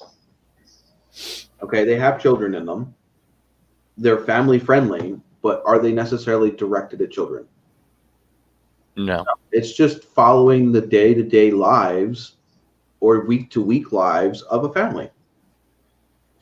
I do believe, from what I've read or whatever, that's actually really big out in like the northwestern states, because of the way that their family structures are out there compared to us out here in the East Coast.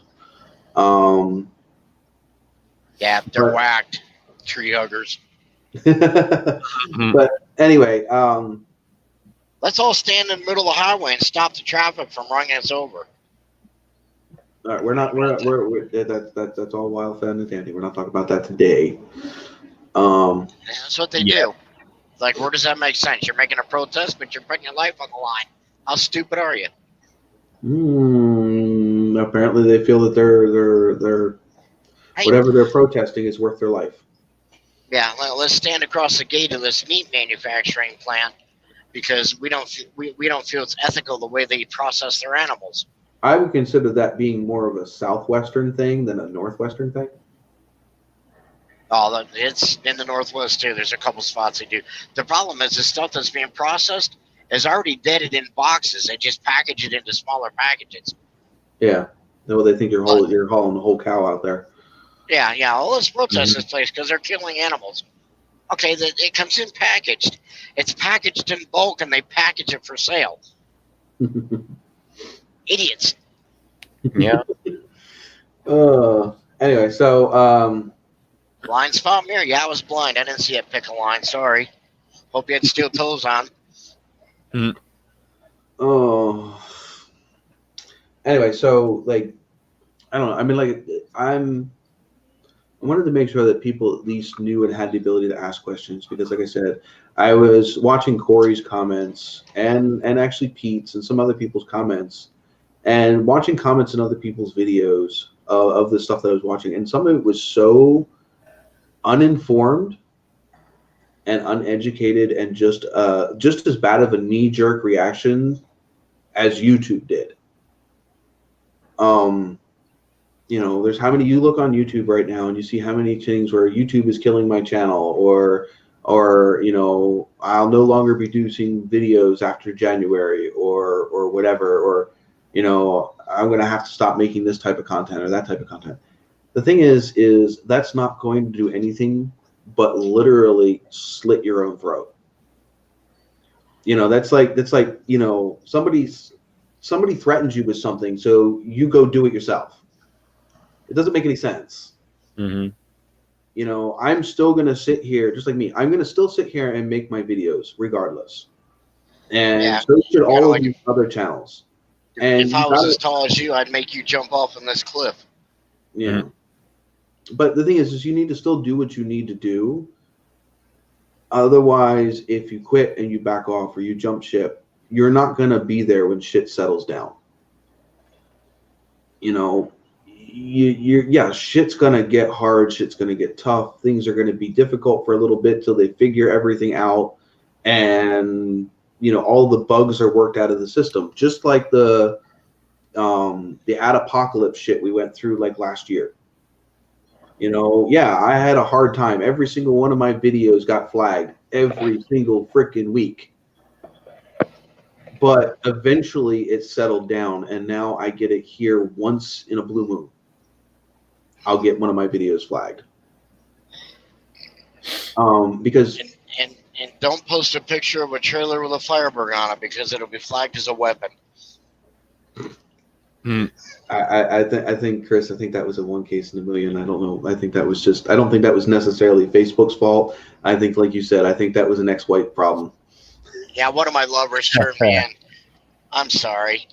Could You be like get a ride in the car. Elliot wasn't here for that, was he? Come to think about it. No, I don't think he was. He was still working when we went over that. Could be like what happened to Bill. Long story rebuild. The car trailer that I had for sale for like the last month and a half in Marketplace, the beginning of the week last week, I got flagged by Facebook policies for violating the weapons policy, and the listing was pulled off. Then wasn't it nudity after that? I thought I got flagged again for something else. Yeah. Yeah, it was flagged for weapons, and then what was it? But somehow it was flagged, and they deemed it harmful or detrimental to the mental well-being of the public, or some stupid thing like that. You know, there's also I also wanted to help put out the request if anybody wants to help support my computer build, but never got that far. Rip. Got really busy into this subject. I think we're done with this subject for now. Get back on the car shit. Yeah. What time is it? 11:45. I think it's like most everything. I mean, and you got an upper leg with the stuff that you do with Sean, so you're familiar with a little bit of it. Well, I did. The thing is instead of freaking out and flipping out and being all like, "Oh my God, the world is fucking ending, the sky is falling." Yeah. I started. It's Y2K all over again. Yeah, I started doing research. I started watching videos. I started watching the videos where the people weren't freaking out. I started watching the videos of the people that were making sense. And that's what the videos that I post on my Facebook are, the ones where people are making sense. I was so excited when Y2K was coming about, and then I got so disappointed I still haven't figured out who to sue. Because I swear to God, the computer in the truck was going to blow up, and I was going to be sitting on the side of the road and have a week's vacation. Nope. But nothing happened. Okay. Tesla's truck. That thing is not a truck. That is a stainless steel wedge. I don't know. I think somebody decided to think that they needed to make another DeLorean. It looks like an Aztec texted a DeLorean like 12 o'clock at night, like, "Hey, you up?" And then they did car stuff. Battlestar Galactica on wheels. But the thing is what I don't freaking get. Okay, I've watched like 4 YouTubers say that they have bought one. Why? Except for just the views. It's the only thing I can think of because the thing is hideous. I mean, I haven't watched any of the. I gotta put a disclaimer, okay? I have not watched any of the unveiling. I have not watched any of the YouTubers that have claimed anything to do with this thing because I find it absolutely retarded. I have no interest in it whatsoever, other than the fact that I find it absolutely hilarious to look at. I can give you a quick TLDR of the unveiling. It's going to make a great flower bed decoration. I mean, it's self-watering. It'll be good for the flowers. It'll run right out the sides. Let it rain. Go ahead, Biggie. In all seriousness, the stainless steel body panels they use on that are bulletproof to 9mm rounds. Why? Because it thing is going to be tough as nails. And then why? But why? Because safety. That thing's going to be like the safest thing. Like someone's going to be able to T-bone an F-150 in that thing and drive it away, practically unscathed. It's retarded. The glass, well, it's supposed to be. Are you done? Impress me. Yeah, your argument's invalid. It's retarded. Go ahead. Drive it into the center of an F5, let it get spit out and whatever where it lands, and then drive it away. Then I'll be impressed. Are you gonna go look it up for me? I mean, I can. But the thing is, what's the estimated release cost of that vehicle? Starting at $39,900. It's not too expensive. Yeah, sounds reasonable. I think I saw one picture of it, but I think it was an artist rendering. I haven't seen anything. Oh, as far as any, like you said, the unveiling and all that. It looks like a lifted soup can. It looks like someone took a vehicle model from a Nintendo 64 racing game and brought it to real life. Yeah, it is like super large. What do they call it? Polygons or whatever. Yeah, that's pretty much. It's like somebody took not is it erectors, the ones with the little tiny sticks that you can snap together? Connects. It's like somebody took a Connect sculpture and then just wrapped it in tissue paper and painted it silver. Oh man, they left Lego behind. What the hell? Yeah, it's not blocky. It's triangles. Let me know when you got it. No, I actually got the website up right here. Oh no, there's gonna be a trailer. No, just go to the pictures. Get this shit out of here. Or go to an actual like a news release from like card.net or something. All right, hang on. You want to make it impressive? Let Jay Leno unveil it on his show. They're all going to tote it up because they're going to get paid to. I don't trust any of them.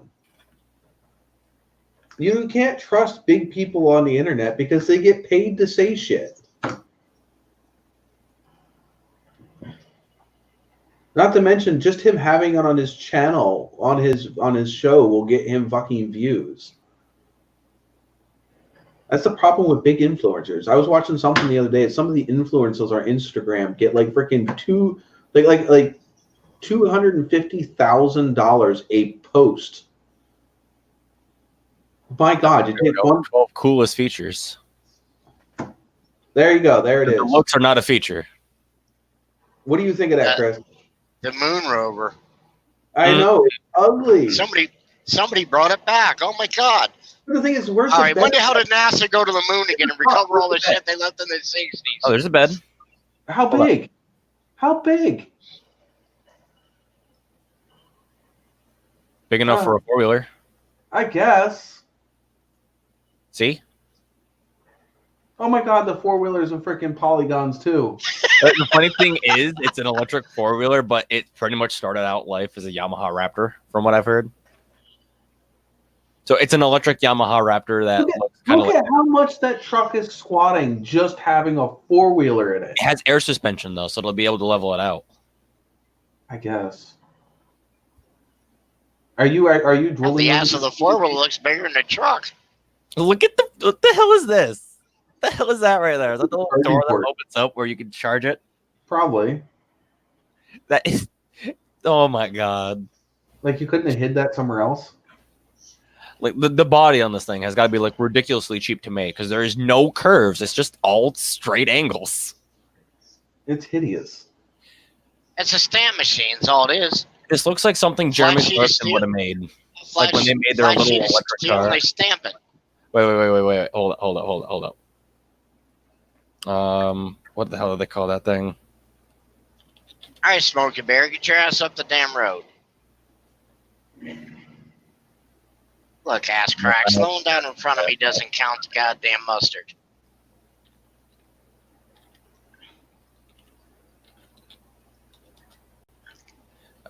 Oh, there it is. See, oh my God, what is that? This is bad.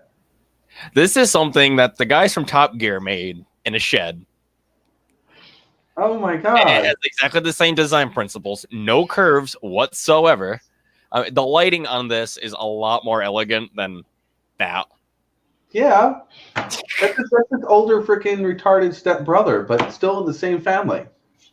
This thing up here is so somebody could sit in the seat that's like over the transmission tunnel. It looks like it's a lawn chair. It is a lawn chair. All right, I'll put that eyesore away and then keep looking at this. That's not eyesore is not any better.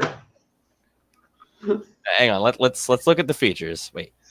All right. The Features? seat up to 6 people. It'll self-cultivate its own garden. So does my Ram. My Ram seats 6 people. Your point? Well, this is what 0.1 of 12. Okay, calm down there. I'm gonna rip it apart. It has an almost impenetrable body made from ultra-hard 30x cold-rolled stainless steel. Great. So, like 30 years from now, we'll still be reminded of this piece of shit when it's sitting in somebody's yard and won't rot away. Well, I mean, it won't rot away, unlike most cars. Exactly my point. It's going to become a lawn ornament that never fucking goes away. You'll always regret buying that thing because it'll always be there. Come in 3 configurations as soon as this ad stops moving stuff down. Single motor, dual motor, and tri-motor all-wheel drive. Woohoo. No. That Ford Mustang thing has that same thing. Yeah, but they decided to use the mock quote term from, the old Mustangs and put it on an electric vehicle. 0 to 60 in 2.9 seconds. Tow more than 14,000 pounds. And there's that trailer. I hope to God they're not going to make that. I feel like this is violating like the center high-mounted brake lamp law. I am literally in fear of the direction that the automotive industry is going. Like, I literally don't. Now, is the trailer just a towable, or does it actually help drive the vehicle too? We don't know yet. I got a stupid question. That thing that they're showing on the back over the bed in that picture. Yeah. Where does it go? I don't know about you. I don't want to tote that tonneau cover all over the motherfucking place. I don't know, but apparently it can stand the weight of a person standing on it. I don't care. I think it might like see how the tailgate is up and this is all square, and then it lowers down and that's angled. I think it all like retracts down into the tailgate somehow. I don't know. I haven't seen it yet. Okay. It's onboard power for plugging in tools and other appliances. I would think that's a standard with electric vehicles. Yeah, the adaptive air suspension. Also, nothing new. That's all stuff that's in standard trucks today. The electric ATV. But what does it come with the truck? Fucking better for $39,000. No, because most trucks are now like 40. As the Cybertruck's unveiling, it will be available only as a Cybertruck option. So you want the electric quad? Guess what? You gotta pay. You gotta pay for an electric truck too, with apparently 2 broken windows. Yeah, Mr. Formula said something about breaking the windows. That's a far cry from the artist rendering that they made over here a few months ago, ain't it? Yeah, pretty much. I don't like it. I mean, I don't like the aesthetic of it, but I want to see being an asshole because the whole 9 yards. That's what I want to see. I'm being an asshole because I don't like electric vehicles to begin with. No, so I might be being a little bit of an asshole in that point. I'm not a fan of them. I've watched too many Priuses that are like less than 6 years old sitting in somebody's front yard around here because they're broken. The Prius has got to be Toyota's least reliable vehicle ever. But the thing is it's again, you have all of those electric batteries. They don't last forever. I mean, you think about it. Look at your cell phone. I mean, you have your cell phone for 2 years, and by the end of the time the 2 years is up and you're time to get a new one, the cell phone battery is dead every fucking like 6 hours. Yeah. And those batteries aren't cheap in those cars. I think the battery in the Prius is like freaking $1,000. I mean, yeah. It's just, it does not, I mean, it all looks good on paper. It looks good environmentally on paper. Until this. And, well, no, it's just until you start looking into the environmental impact it costs to produce those batteries, to produce these cars. And then the fact that they don't even last. When they only last 5 or 6 years, but have the fucking environmental footprint just making them that they do. And we haven't even started mass producing these things yet. Now, did they release anything with a new battery they've designed with another corporation? Anywhere that you guys saw? I saw something. B is for Build did some video recently. I think it was released today, basically toting some new. I had a picture of his green Lamborghini. And this formula found that Tesla, in conjunction with another company, designed a battery it's totally different from the lithium ion.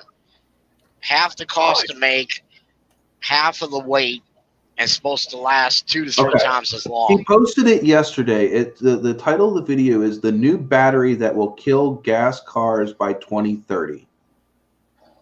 I haven't watched it yet. It's 22 minutes long. I actually haven't watched it because I've been afraid to watch it. But yeah, I mean, electric vehicles are great, but the cost of freaking making these batteries, including the batteries in our cell phones, is, lithium. At least lithium is just as precious of a metal of an element as the oil. Only thing is it's a lot more drastic to the environment what we do to mine lithium than what it does to drill an oil well. Yeah. Have you ever seen a lithium mine? Nope. It's lots of leaching. Go look at it, Biggie. Go look up a lithium mine. You can see them from space. I mean, there's a lot of stuff you can see from space. No. Literally, the mine damages the environment so bad you can see the mine from space.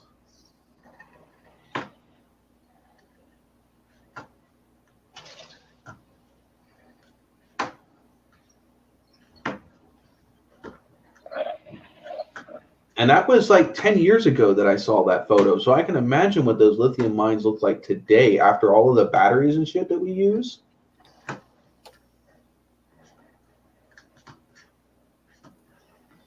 I don't know. I mean, I'm all for freaking doing things that are environmental. But just like a lot of other things, in the long term is what nuclear is.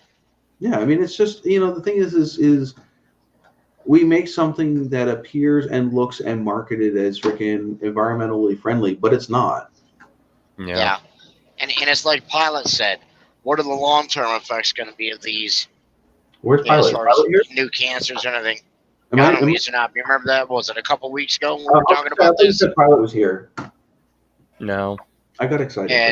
Hey, is he here?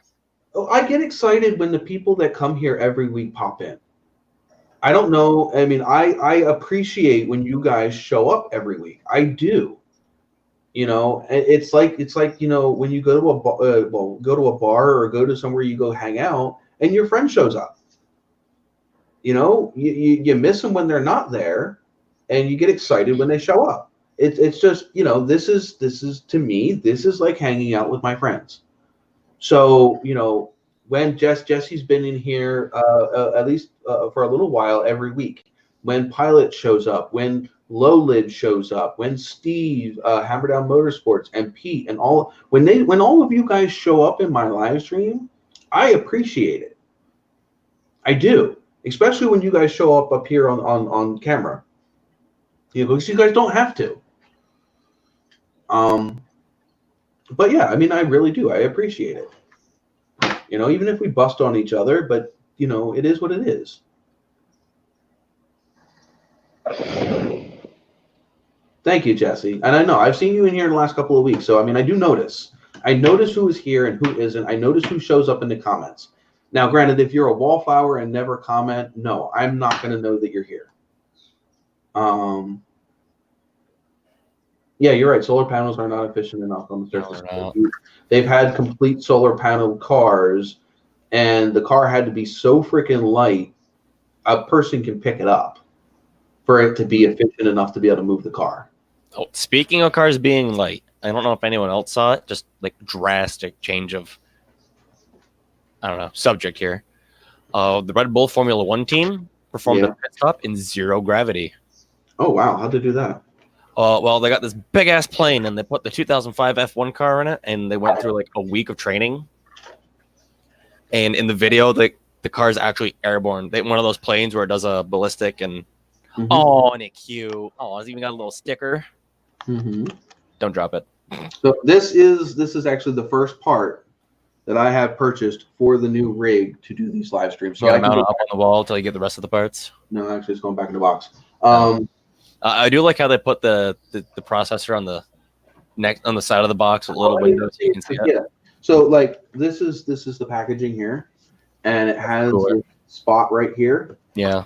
And it actually has its own separate little tray that slides in the front, and then this sits in this tray like this in the front to hold it, so that way it shows up in the window. Cool. And then yeah, it has the cooler's pretty neat looking. I may actually not even need to. If I buy that other cooler, it probably would be just for aesthetic reasons. Yeah, well, it would keep it a lot realistically, you shouldn't need that other cooler unless you're going to overclock it. This thing's pretty beefy. A lot beefier than the one that my Intel came with. Oh yeah, Intel coolers are fucking garbage. It didn't even have a fan. It was just a heat sink. So there's the cooler. That's like almost exactly the same as mine, actually, but yours is probably updated a lot. I think if you get the 2800X, you get the Wraith Spire cooler, which has RGB. I don't know. I don't really care as long as it works. Yeah. Anyway, the Red Bull team and the car, they all went into a plane that's big enough for a car and the crew and the film crew and the whole 9 yards. And it's one of those planes that flies in a ballistic trajectory. All right. So it would fall at the same rate as it just falls faster than it just falls faster. It falls at the same rate.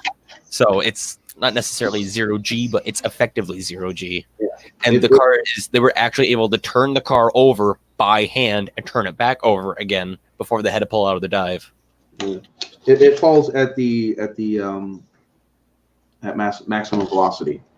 Well, not maximum velocity. The maximum velocity would just nose straight down and everyone would hit the roof. It falls at the same rate as you would fall if you were just dropped out of the plane. It accelerates towards Earth at 9.81 meters per second squared. All right. Trying to put my toy back together. Hi, doggo. We have a new doggo. Oh, you do? Yeah. Well, not. What's the doggo's name? And is it going to keep your spook from visiting your room? Probably not. I have a spook on the carpet and a spook on the back of the couch. Oh. I have 2 spoops right now. Feel now. Well, we have 2 spoops and one spoop, a cat, and a dog. What color's your cat? You forgot. I don't know what the name is. She's like gray and black, kind of. Well, not gray. Like it's hard to describe. Is it like a tiger stripe? Kind of. Not tabby. Tabby's a type of cat, not the fur pattern. Oh, I hear the pitter patter of feet. You son of a bitch. What's up? Hey. Fucking reefer quit. Where do you think you're going? What? What? Oh, are you fucking joking? What? Dog just shit right fucking next to me. I'm not kidding either. Look at this. I'll be right back. Oh my god, this freaks.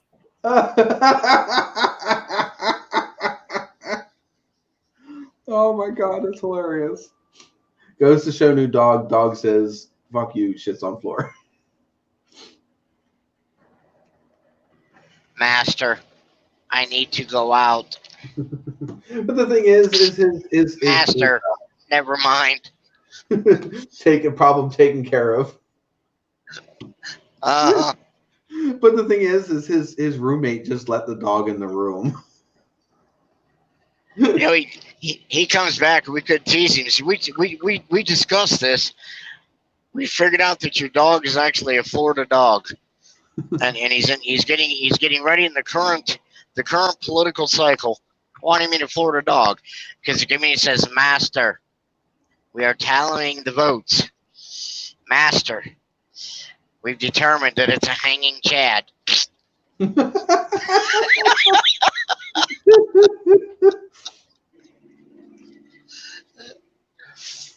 Oh, I'm still using my my Firebird coasters too. I got these in 2014 at the Firebird Nationals in Dayton, Ohio. I have two of them. I have another one. A long time ago, it seems like. Yeah, back when my car was still running. Well, it's running now. It's just definitely needs work still.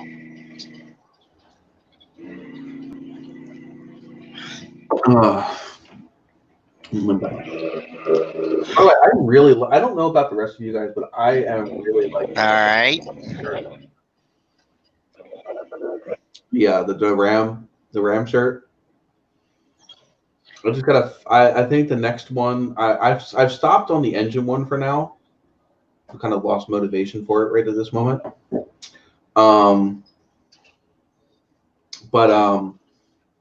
I think the next one that I want to do is the full render of what I want the Nova to look like when it's done.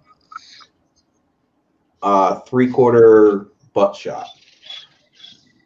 I think that's and I think that's the next that I want to render. So it's going to be like a full actual like the truck one, but 3/4 rear view of the Nova in what I would consider final trim.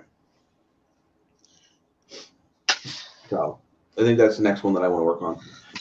Jesse asked, "What is my car? I'll need to get back on the road." It depends on what you determine back on the road. I do believe I have a misfire in one of the cylinders on the right side, so I need to do plugs and wires for that.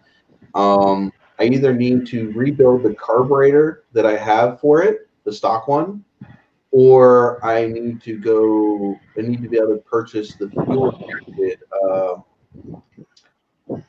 fuel injected Rochester version, the quadrijet, but the fuel injected version, which I think is made by Holley EFI.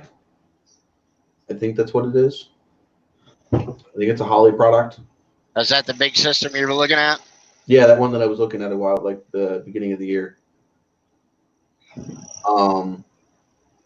But yeah, it needs some form of either fuel injection or it needs a new carburetor. I need to figure out where the miss is at, and I think it's on the passenger side, which could just be plugs and wires. Put the interior back together, which either means putting the 79 Camel Deluxe interior back in it, or finishing the horse collar seats, which involves getting a better, heavier duty sewing machine. And then rebuilding the front suspension, shocks all the way around. And I think that would be it to get it legal. It's mainly just from sitting. It's just mainly, it was running and driving and legal, and the engine blew up, which Chris bought from me, which is Firebird Nation. He bought my old Oldsmobile engine. And then it was just one thing after another. Went down to go pick up the engine in Tennessee the first time. Truck blew up. So I had to replace the engine in the truck so we could go down and get it a second time. So we made it down the second time, came back, put it in the car, had the wrong motor mounts. Did I get those motor mounts from you or someone else? I think you got those from Chris over there by Philly. Yeah, it was Chris from Philly. I forget what his name is, though. But he came back, and he ended up coming back and getting his motor mounts. Didn't he have also a shop up by Pocono, too? I think so. Yeah. So I ended up having to do that. Then the transmission cooler inside the radiator blew, dumping a whole crap ton of coolant into the transmission, which destroyed the transmission. Ended up replacing that, and then the car wouldn't start. We couldn't figure out why the car couldn't start because it was a wiring issue, and it took me like 2 years to figure that out because I had to do it in my off time, and the car was here, there, and everywhere for 2 years. Remember that? Every time I took it somewhere, it would get reported, and I had to move it somewhere else. So eventually we got it back to my house, and I can actually sit down and trace the wiring. We pulled the whole wiring out of the car, went over the whole wiring harness, found what the freaking issue was, fixed it, and the car started right up. Remember, we did a live stream for that. Yeah, it was an interesting event. So I remember someone, Sean, your car will never be together again. It's a wasteland. It's like, we got this. Don't worry about it. Jesse says that it doesn't need that much work. It sounds like you've had some buck love with your truck. And yeah, the problem is it's not necessarily that it's that much work. The problem with everything is it comes down to time and money. And I don't have either. It's not like some people have one but not the other. I don't have either. So like the truck, why is the truck taking so long to figure out? Well, because I cut corners and tried not to buy everything because I didn't have the money to buy the stuff. So the first time, actually, you have a threefold problem. What's up? I'd say that the probably your biggest issue first is money. Your next issue would be time, and then for a good while, it was applicable and easily negotiable location to do any kind of work on anything at all. Oh, yeah, because I was chasing fucking cars all over the fucking place. Yep. Let's just see, just my Trans Am. Okay, so we bought my Trans Am when I lived in Robbie. Okay, we bought my Trans Am in Robbie. That's before you moved to Reading, wasn't it? Yeah. Or right there, whenever you had it before that. I bought my Trans Am. Actually, I bought my Trans Am as another daily vehicle to replace the Nova because the Nova went down. So I bought my Trans Am as something to drive and to tool around with while my Nova was down. Not to mention that was my dream car. So I also bought it because the guy finally was ready to sell after 2.5 years of me bugging the shit out of him. So I bought it, and it was broken when I bought it. When I bought it, it was down a cylinder, and one of the cylinders, the exhaust wasn't, the one cylinder wasn't getting any fuel, and the other cylinder, the exhaust valve wasn't opening all the way. So we fixed those problems, and we got it running and driving. And then I ended up being forced to move to Reading. And not long after we moved to Reading, the motor spun a bearing, and we also had a valve. We also had another lifter issue. So that took the car down. And when that went down, I was like, you know what? Screw this. I'm not fixing this motor again. I'm putting the motor that I want to put in it, which is the Pontiac. Found somebody that was selling a Pontiac in a price that I could afford. And so I went down to go get it, and that's when we had the truck issues. So then in the middle of me doing the engine and transmission swap and trying to figure out why it wasn't running, my car got the dreaded orange sticker of death by the city department. So we ended up moving the car down to a friend of mine's house. And a couple of weeks later, we get a notice from them saying that, yeah, we need to move your car because it's in a snow emergency route. So we took the truck all the way to frick down there. We went and hauled the car over to a different parking spot that was not in the snow emergency route, only to be told that we didn't need to move it. So we moved it back. And as we were leaving, the rear brake line coming out of the distribution block for the truck broke. It rotted through, it broke, and I had no rear brakes. And so we were stuck there overnight. When we woke up in the morning, there was 3 feet of snow outside. You couldn't even tell where my truck was at, let alone the Trans Am. And I'm not sure if any of you guys remember my green Ram, but it wasn't short. You know, that sucker stood taller than me, and I couldn't even see it. So we ended up unburying the truck, crimping off the rear brake line, and driving, what, 5 hours home between having to drop my friend off and then driving myself home. It took us like 5 hours to get home that day.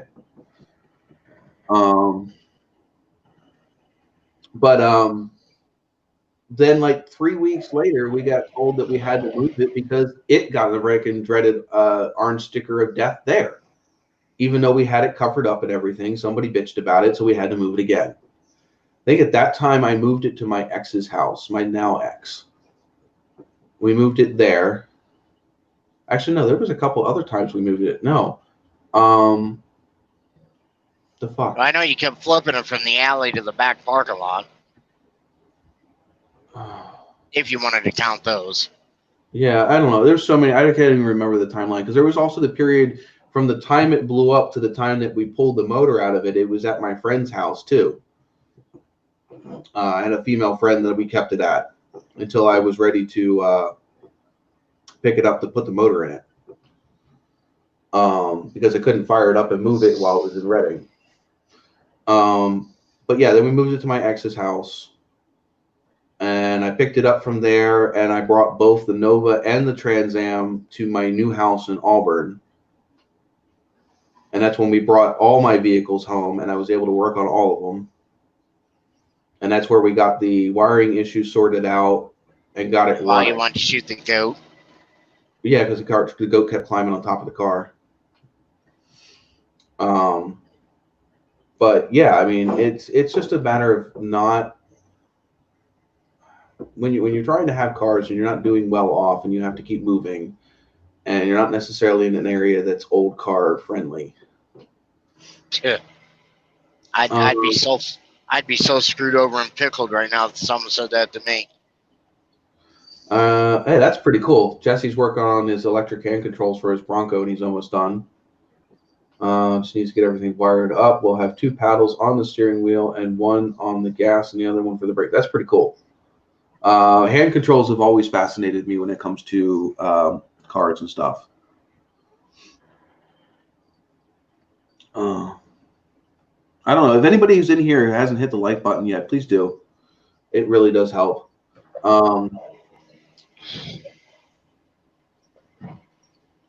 Yeah, that's basically how my life has been with these cars since I got the Trans Am. Everything is breaking and I can't seem to fix it. But I mean, the latest is we got the truck. It's running. The transmission is fixed.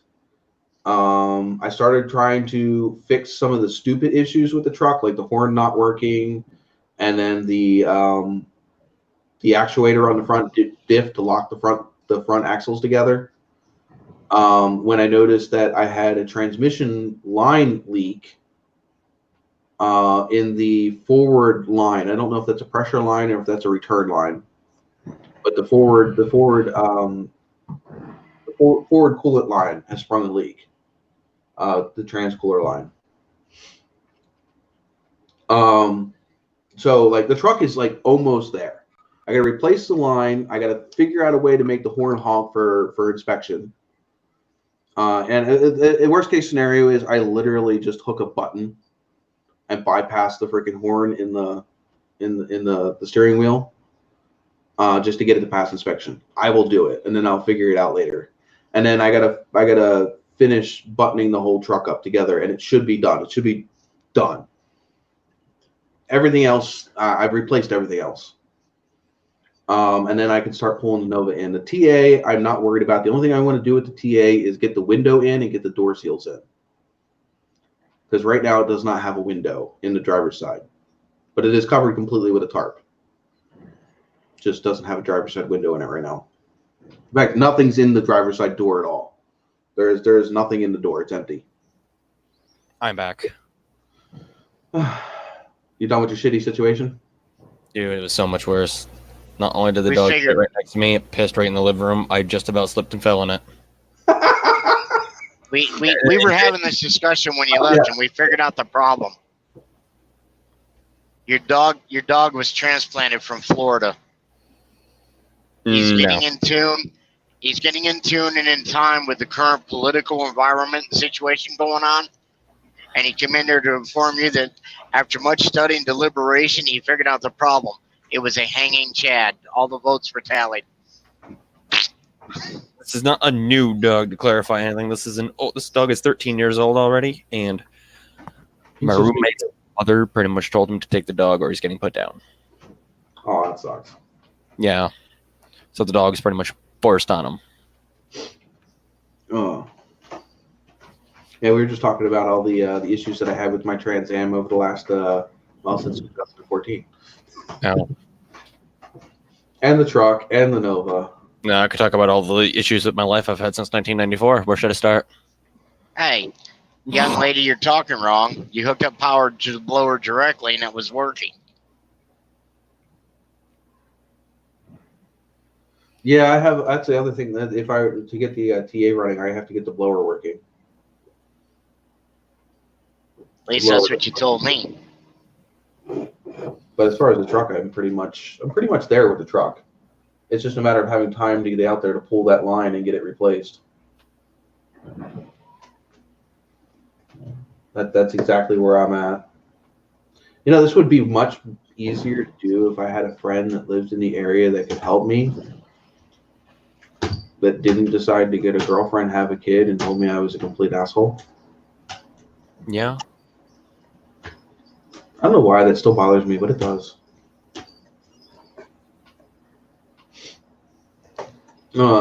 Right, blower works with power directly. Yeah, you just gotta trace it back from there and find out where you're losing the power at.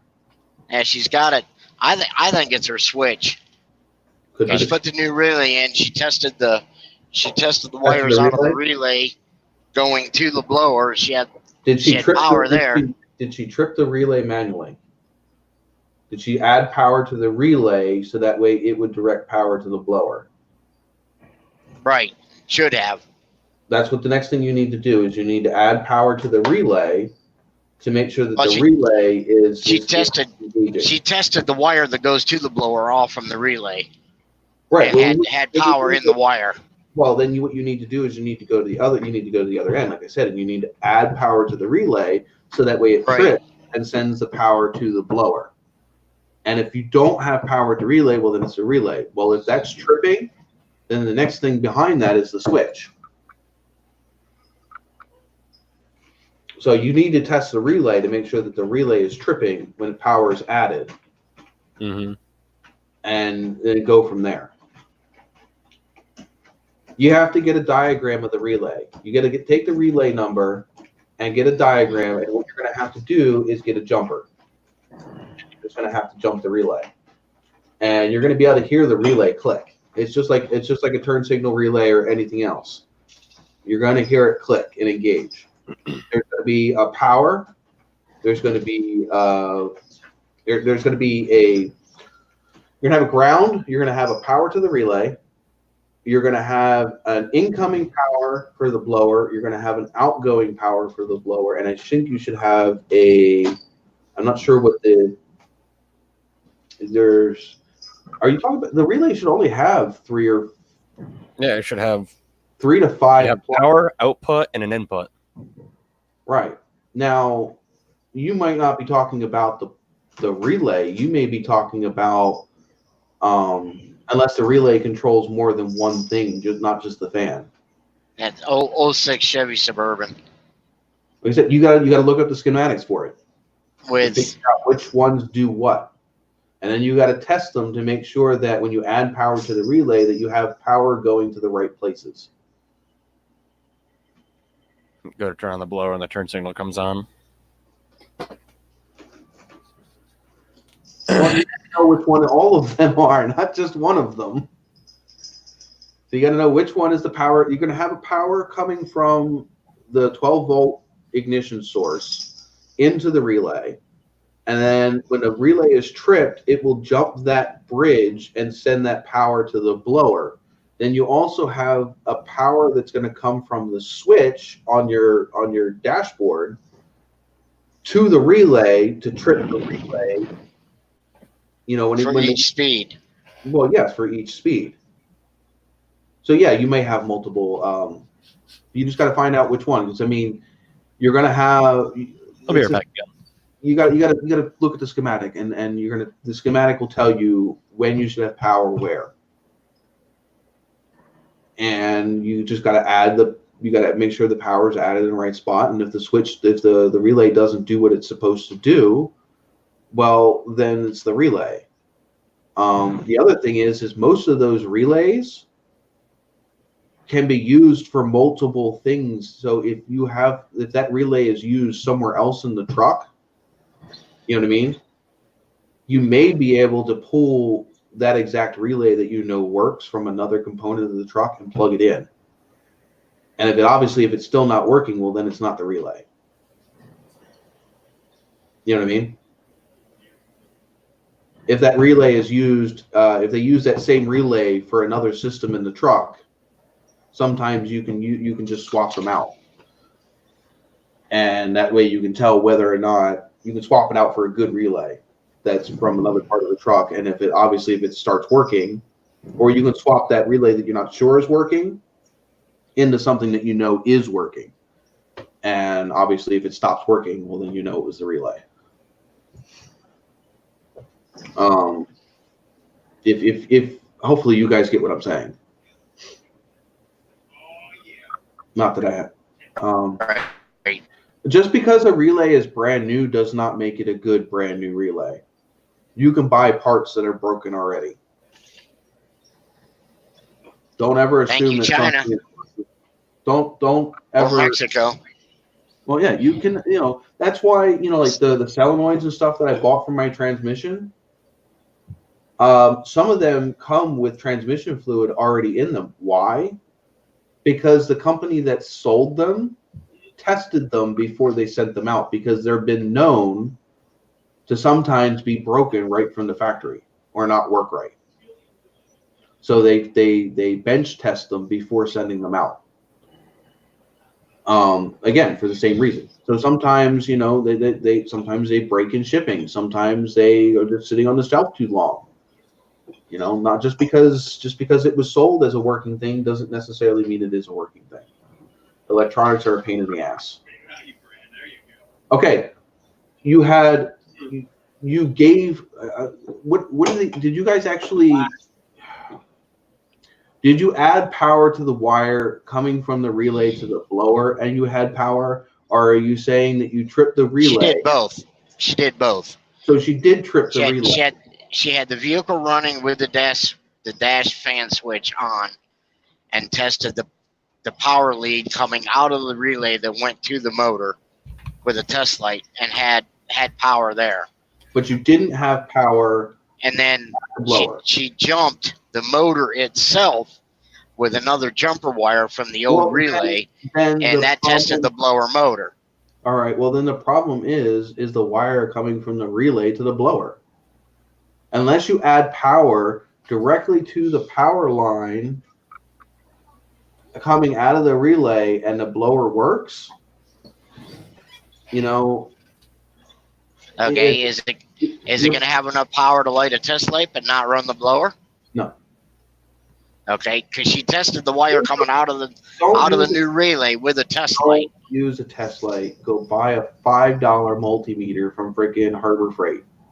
She ain't going to do that. She's got that stuff in the toolbox. Yeah, don't use a test light. Use a multimeter, because then it'll give you the exact voltage. Yeah. But yeah, still, it doesn't take much power to run that blower motor.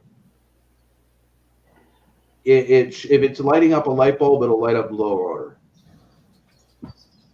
motor. That was my synopsis. Most likely, what she's happening is there's some breaking connection in between the relay and the blower motor. If you have power coming out of the relay when the switch is hot, but the blower motor is not working. But when you add power to the blower motor, it works.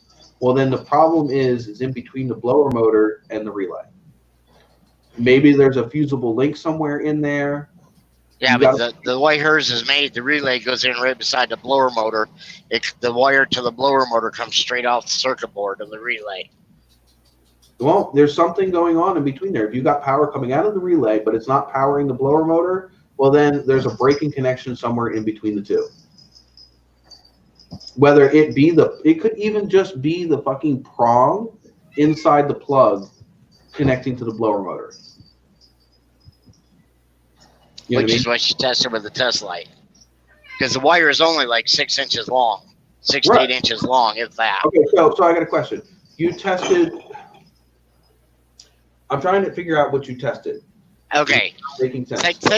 Taking your computer terms. You got your little circuit board for, say, like a graphics card. You can talk in automotive terms. So you have your relay.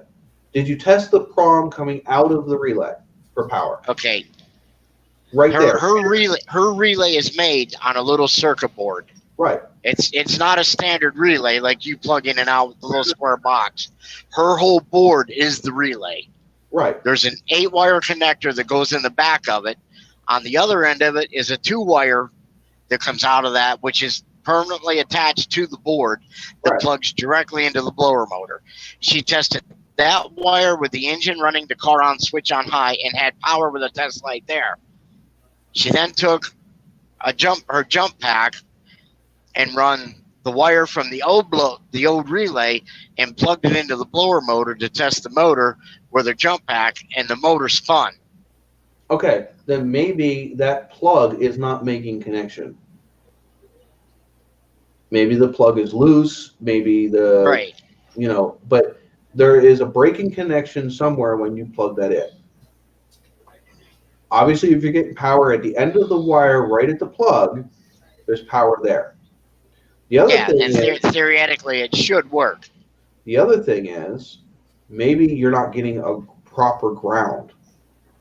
Correct. Okay, because which also goes back to the board. Right, but when you're jumping it, you may possibly, and you can test that with a continuity test from the multimeter. Right. The other thing is, like I said, if you're not getting a good ground, you're giving it a ground when you're jumping it. But obviously, you may not be getting a good ground by just plugging the plug in. You know what I mean? Right. So yeah, because somehow it grounds back through the board.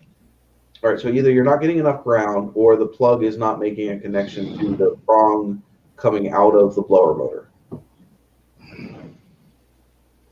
So your problem is either a bad ground or a bad connection, which could be both. Yeah, and it was getting dark, and she started standing on her head trying to look up underneath the dash to work on it. So I don't know. I would start there. Like I said, it's typical freaking gremlin chasing. Oh, where are we at? And as far as our new toy, I don't know what I'm going to get into because I had to go back to work, so it's still loaded on the trailer where I brought it home and parked it. Oh, what, the truck? I ain't had a chance to start it yet, but I did find out it's got a hell of a stereo in it. Very well, looks like a hell of a stereo in it. Let's put it that way. Mrs. Formula says the ground is one of the 8 wires in the connector. Well, the thing is the relay is going to have a ground, and then you should also have a ground for the blower motor, which could be either the body or a separate wire. From what it sounds like, you said the wire goes, but the thing is you said the wire is through the circuit board. But you got to test a continuity test to make sure that you got ground.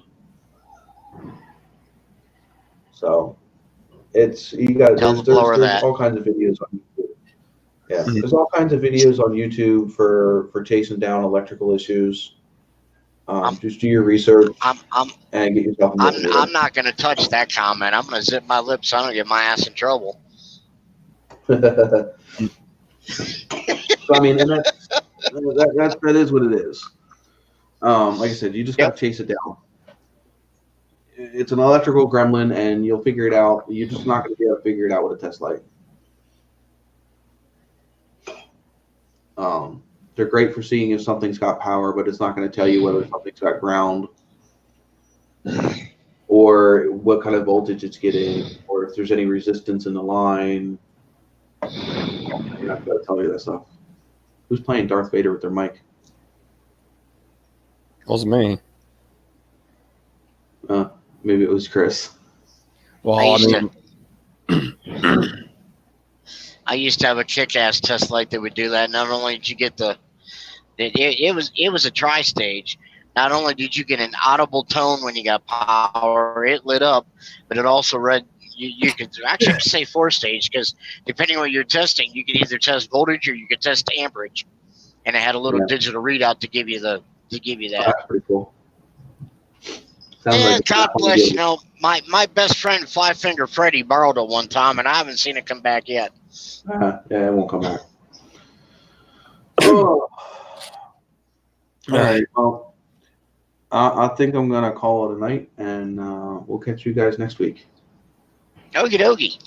All righty. Thank you guys all for joining, and make sure you hit like and subscribe. Not that I don't think that any of you guys that have stuck out here this long aren't, but see you guys next week. Hopefully, we have a more upbeat and fun topic, and have some progress for the truck or something. And I hopefully won't have a pile of feces next to me. Hopefully. Fingers crossed. All right. If you guys want to say goodbye to everybody. If we can figure out how to do it, I'll have Miss Formally share that bumper from hell that I saw on a truck backer when I got fuel. I think you could hit a moose with this son of a bitch and not hurt the truck. All right. You guys want to say your goodbyes? Peace out, everyone. Say yes.